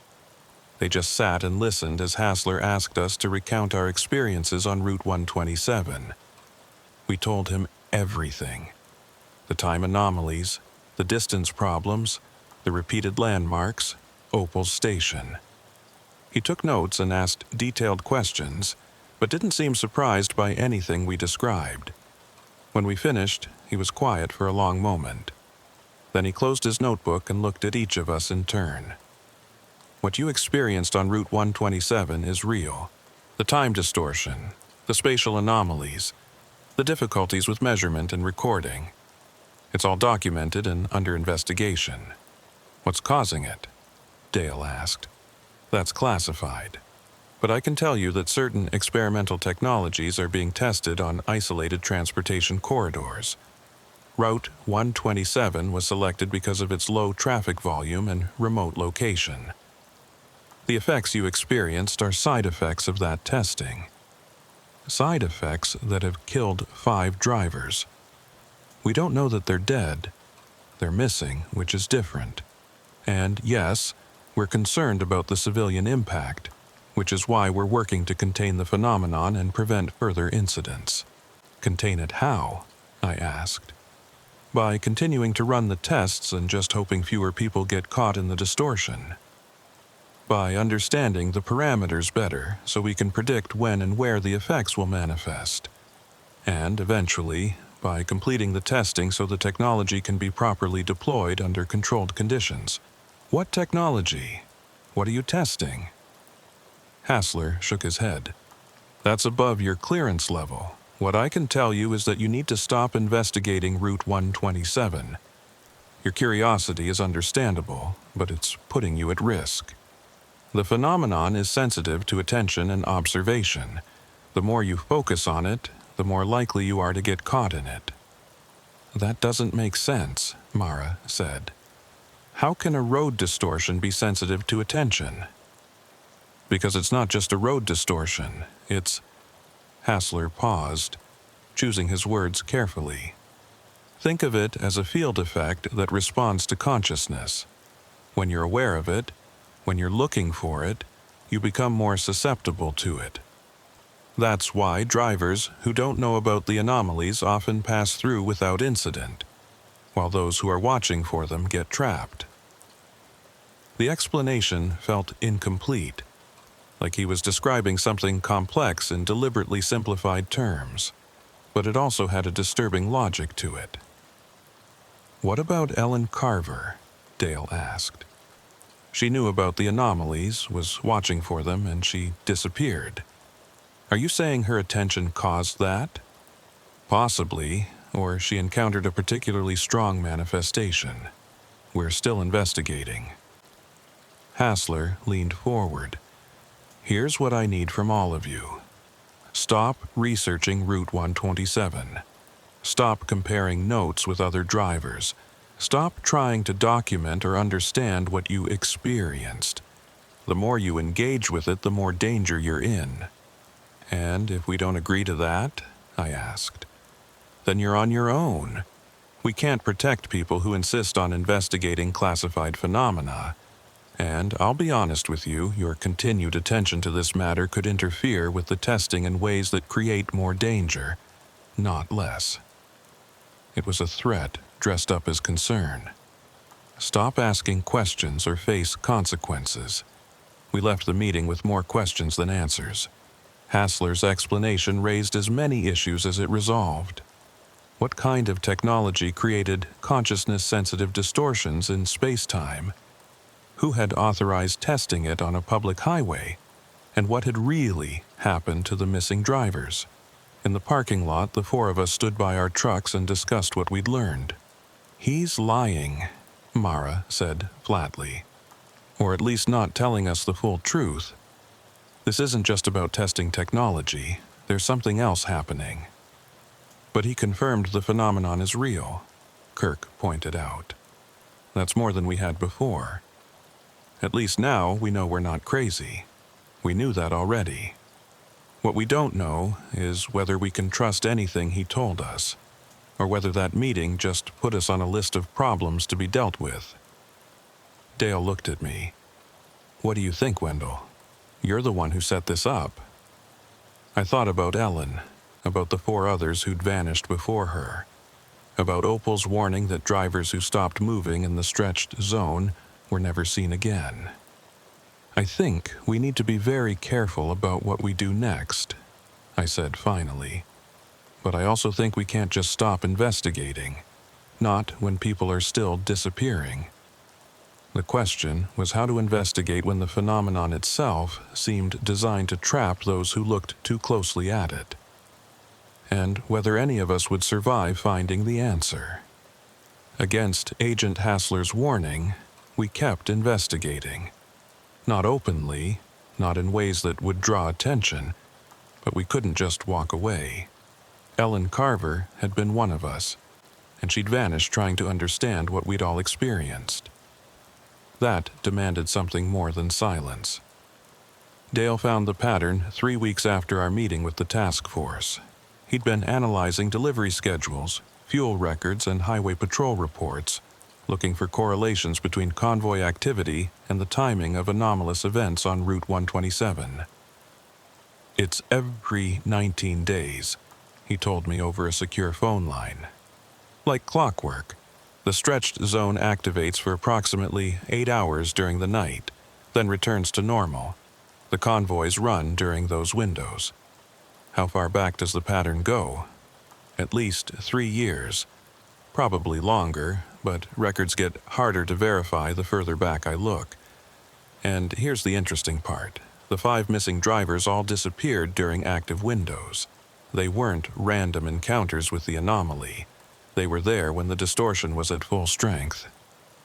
So was I. So were you. We made it out. Because we kept moving. Remember what Opal said? The road doesn't like vehicles that stop. The missing drivers all stopped for extended periods. Rosa Delgado's truck was found with a note saying she couldn't keep driving the same miles. That suggests she'd been caught in the loop for a while before she gave up. The thought sent a chill through me. How long is a while when time doesn't flow normally? That's the question nobody can answer. From an outside perspective, she might have been stopped for 20 minutes, but inside the distortion, experiencing subjective time, could have been hours. Days longer. I thought about the hours I'd spent driving through that stretched section, watching my GPS refuse to count down, seeing the same landmarks repeat. It had felt endless, even though it was probably only a few hours of real time. The psychological strain of experiencing that for days or weeks would be unbearable. "We need to find out what happened to them," I said. "Not just document that they vanished, but actually locate where they went. And how do you propose we do that? We can't exactly search a section of highway that only exists in a distorted state during specific nights." But an idea was forming. What if we do exactly that? Enter the stretched zone during an active window and search for evidence of the missing drivers. If they're trapped in there somehow, caught in loops that never resolve back to normal, maybe we can find them. Wendell, that's insane. You want to deliberately enter the phenomenon that's already claimed 5 people? We'd be prepared, we'd know what to expect, and we'd keep moving, like Opal said. No stopping for extended periods. You're talking about driving into a space-time distortion that responds to consciousness and observation, that seems to trap people who pay too much attention to it, and you think we'll be safe because we know the rules. That's not preparation, that's overconfidence. He had a point, but the alternative was accepting that Ellen and the others were simply gone, with no explanation and no hope of recovery. Then at least help me figure out when the next window opens. If I'm going to do this, I need to time it right. Dale was silent for a long moment. "You're really going to do this?" "Yes." "Then I'm coming with you. If you're going to be stupid and suicidal about this, you shouldn't do it alone." 4 days later, on a night when Dale's calculations predicted an active window on Route 127, we met at a truck stop in Barstow. We'd both arranged light loads that could be legitimately delivered to Las Vegas, giving us plausible reasons for being on the route. No special authorizations this time, no mobile fuel rendezvous, just 2 drivers making normal runs through the Mojave. Except we'd be deliberately entering the stretched zone and looking for signs of the missing drivers. We coordinated our departure times to enter the anomalous section simultaneously from different points, maintaining CB radio contact. The plan was simple. Drive through the zone normally, document anything unusual, and whatever happened, keep moving until we reached the other side. I left Barstow at 10:30 p.m., heading north on Route 127. The night was clear and cool, with excellent visibility. Traffic was light, a few passenger vehicles, the occasional long-haul trucker. Everything completely normal. At mile marker 105, I radioed Dale. "Approaching the boundary. You reading anything unusual yet?" "Negative. GPS tracking normal, clock synchronized. Maybe tonight's not an active window." But at mile marker 1008, I felt it. That subtle shift, like pressure changing. My GPS flickered, and when it stabilized, it showed 147 miles to Las Vegas, a number that wouldn't change for the next several hours. "I'm in," I told Dale. "Time just went sideways. What's your status?" "Same. Just crossed into it from the north. GPS is locked at 89 miles to Barstow. That doesn't make sense with my actual position." "Nothing in here makes sense. Remember, keep moving, document what we see, get to the other side." "Copy that. Stay safe, Wendell." I drove through the familiar strangeness, watching mile markers progress, while my GPS distance remained frozen. At mile marker 121, I passed a rest area I'd seen before during my first experience in the zone. I slowed, but didn't stop, scanning the parking area for any sign of abandoned vehicles. Empty, just dark pavement and a closed restroom building. At mile marker 134, my CB crackled with a voice that made my blood run cold. "This is Ellen Carver hauling electronics to Vegas. If anyone can hear this, I'm stuck at mile marker 176. My GPS won't decrease and I've been driving for what feels like hours. Can someone confirm my position?" I grabbed the mic with shaking hands.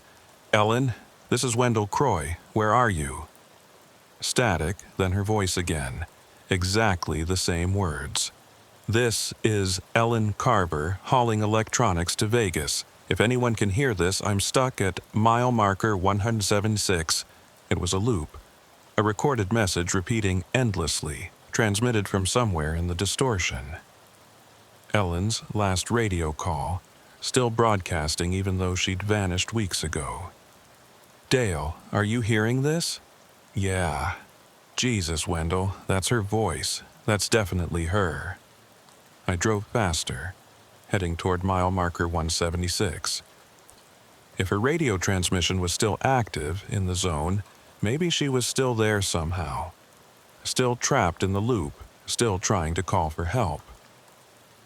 At mile marker 163, I passed Opal's station. The lights were on, her car parked out front. I considered stopping, asking her if she knew anything about the missing drivers, but remembered the rule: keep moving. Through my windshield, I saw Opal standing in the doorway, watching my truck pass. She didn't wave, didn't signal, just watched with an expression I couldn't read from this distance. At mile marker 176, I found Ellen's truck. It was parked on the shoulder, hazard lights flashing exactly as the official report had described. But the report had said the truck was found empty. This truck wasn't empty. Ellen was in the driver's seat. I pulled onto the shoulder ahead of her truck and climbed down from my cab. Through her windshield, I could see her clearly, illuminated by my truck's lights. She was gripping the steering wheel, staring straight ahead, her expression blank. I approached and knocked on her door. "Ellen, Ellen, can you hear me?" No response. She didn't move, didn't blink, didn't acknowledge my presence in any way. I tried the door handle. Locked. I knocked harder, shouted her name. Nothing. It was like she was frozen in time, caught in a single moment that had somehow become permanent. Or like she was still experiencing time, but at such a different rate that my minutes were her microseconds. My CB radio crackled with Dale's voice. "Wendell, I just passed mile marker 147 and saw something impossible. There's a truck ahead of me that looks exactly like yours. That can't be me. I'm stopped at 176 looking at Ellen's truck." Then whose truck am I following? A chill ran down my spine. Get a closer look at it. Tell me what you see. Several minutes of silence, then, it's your truck, your company markings, your unit number. But you're not driving it. There's nobody in the cab. It's just moving on its own. The empty version of my truck. The ghost truck I'd followed during my first time through the zone. Except now Dale was seeing it too, confirming it wasn't just my imagination or perception. Dale, get away from it. Don't follow it. Don't try to catch up to it. Already backing off, but Wendell, if that's your truck, then what are you driving?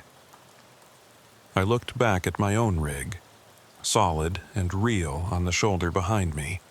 But was it? Or was I experiencing a version of myself that existed only in the distortion, while some other version of me was driving an empty truck through Dale's section of the loop? Ellen's voice came over the CB again. This is Ellen Carver hauling electronics to Vegas.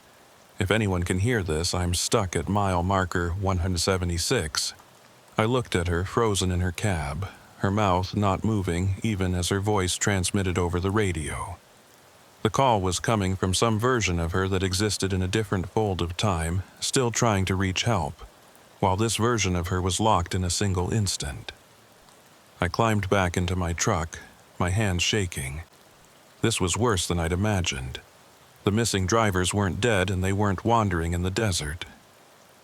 They were here, caught in temporal loops, experiencing time at rates that didn't align with the outside world. Ellen had probably been driving for weeks or months from her perspective, but trapped in such a way that she'd never reach the end of the stretched section.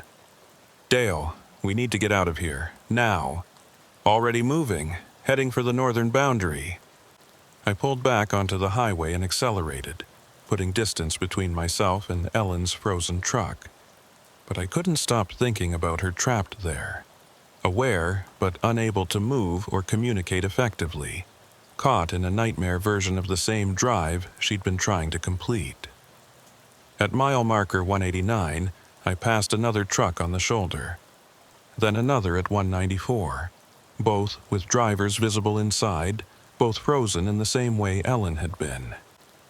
I recognized one of them from Dale's list, David Kemper, missing since July 2021. They were all here, all the missing drivers, trapped in various points along Route 127's stretched section. Not vanished, not dead, but caught in temporal distortions that prevented them from completing their routes or escaping back to normal space-time. Wendell, you need to see this. Dale's voice was strained. I'm at mile marker 118, and there are at least a dozen trucks parked along the shoulder. Different companies, different years. Some of them look old, like they've been here for a long time. 12 more missing drivers. People who'd vanished over the years, whose disappearances had been written off or forgotten, all of them still here in the distortion. At mile marker 203, I felt the pressure shift again. My GPS flickered and suddenly showed 94 miles to Las Vegas, counting down normally. My clocks synchronized. I was out of the stretch zone, back in normal space-time. I pulled over at the first rest area and waited for Dale to emerge from the southern boundary. When he arrived 20 minutes later, his face was pale. There are more, he said. So many more. Not just the 5 we knew about, dozens of trucks scattered through that zone, all with drivers frozen inside them. We have to report this. Get search and rescue teams in there, try to extract them somehow. And tell them what? That we found missing drivers in a space-time distortion that only exists during certain nights? That they're not dead, but caught in temporal loops? Dale shook his head. Nobody will believe us, and even if they did, how would they mount a rescue operation in a zone where time doesn't work properly? He was right. Any rescue team entering the distortion would risk becoming trapped themselves. And there was no guarantee that the frozen drivers could even be freed from their loops. They might be so far out of sync with normal time that they couldn't be brought back. We sat in silence for a long time, processing what we'd seen. Eventually, Dale spoke quietly. "We should call Hassler, tell him what we found. Maybe his task force has resources we don't, ways to help those people. Or maybe they already know. Maybe they've always known and just haven't done anything about it. Then what's our option? Leave them there?" I didn't have an answer for that. Over the next few days, we debated what to do with the information.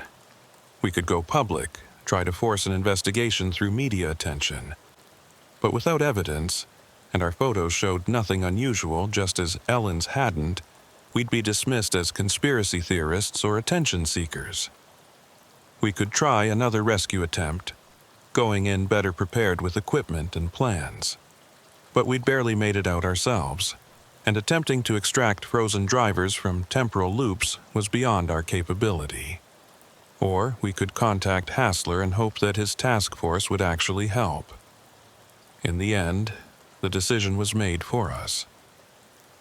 A week after our nighttime investigation, Dale's truck was found abandoned at mile marker 152 on Route 127. Engine running, cargo intact, no sign of the driver. He'd gone back alone without telling me, probably trying to help the trapped drivers, trying to find a way to free them. And the distortion had claimed him too. I called Hassler's number. It was disconnected. I tried the facility where we'd met with the task force. The building was empty, with "for lease" signs in the windows. Everything associated with that meeting had vanished as thoroughly as the drivers in the distortion. I was alone now, the last member of our investigation network who wasn't missing or scared into silence. And I had a choice to make. I could stay away from Route 127, avoid the stretched zone, and live with the knowledge that Dale and Ellen and dozens of others were trapped there. Or I could go back, try to understand the phenomenon better, maybe find a way to help them. But I remembered Opal's warning about drivers who stopped moving. And I remembered Ellen's frozen face, staring ahead without seeing, caught in an endless moment. Going back might mean joining them in that limbo, never reaching the end, never escaping, just driving the same miles forever while thinking I was making progress. I've made my decision, though I'm not sure it's the right one. I've accepted a load that will take me through Route 127 tonight, deliberately, with full knowledge of what I might encounter. I'm bringing equipment, supplies, documentation, and I'm bringing this written account, which I'll mail to a colleague before I enter the zone. If I don't reach Las Vegas by morning, if my truck is found empty at some mile marker along 127, at least someone will know what happened. At least the pattern will be documented. Maybe that's all any of us can do. Document the strangeness, bear witness to the impossible, and keep driving even when the road refuses to let us reach the end. I'm at mile marker 95 now, 10 miles from where the distortion begins. My GPS shows 156 miles to Las Vegas. My clocks show 11:47 p.m. In 13 miles, those numbers will stop making sense. I'll enter a section of highway where distance and time have become meaningless, where dozens of drivers sit frozen in their cabs, still trying to complete routes they'll never finish. And somewhere in that distortion, Dale is trapped. Ellen is trapped. All of them are waiting, caught in loops they don't understand and can't escape. I don't know if I can help them. I don't even know if I'll make it out myself. But I'm going in anyway, because someone has to. Because leaving them there without trying feels like a worse choice than risking joining them. Mile marker 103. The boundary is close now. I can feel it ahead, that subtle pressure in the air that signals where normal space ends and the stretched zone begins. My CB radio is crackling with static. In the static, I think I can hear voices. Ellen's voice repeating her position. Dale's voice calling for help. Others I don't recognize, all of them broadcasting from different points in the distortion.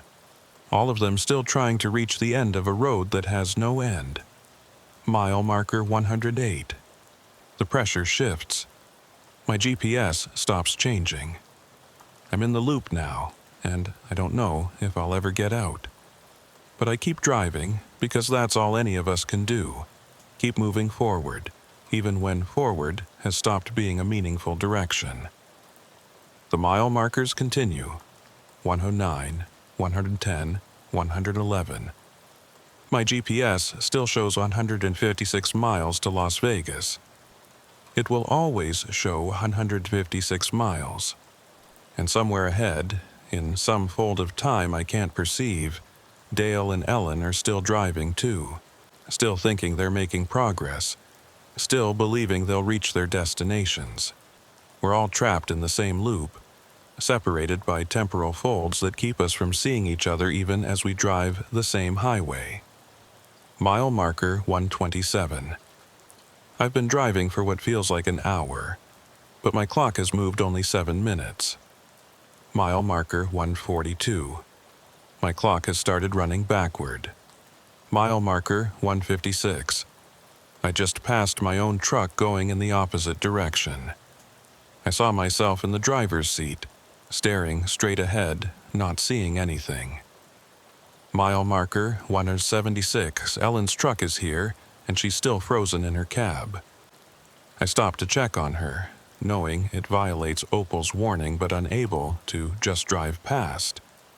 Her eyes move slightly when I knock on the window. Just barely, but enough to confirm she's still conscious in there somehow. Still experiencing time, just at a rate so different from mine that communication is impossible.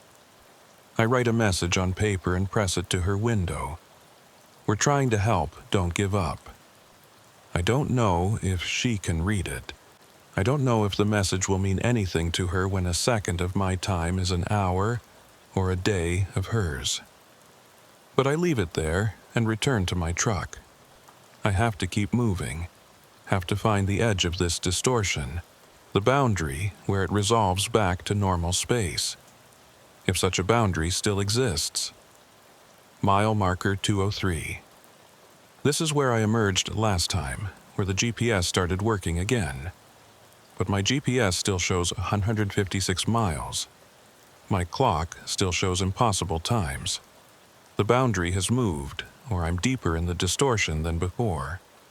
Or there is no boundary anymore, and the stretched zone has become permanent.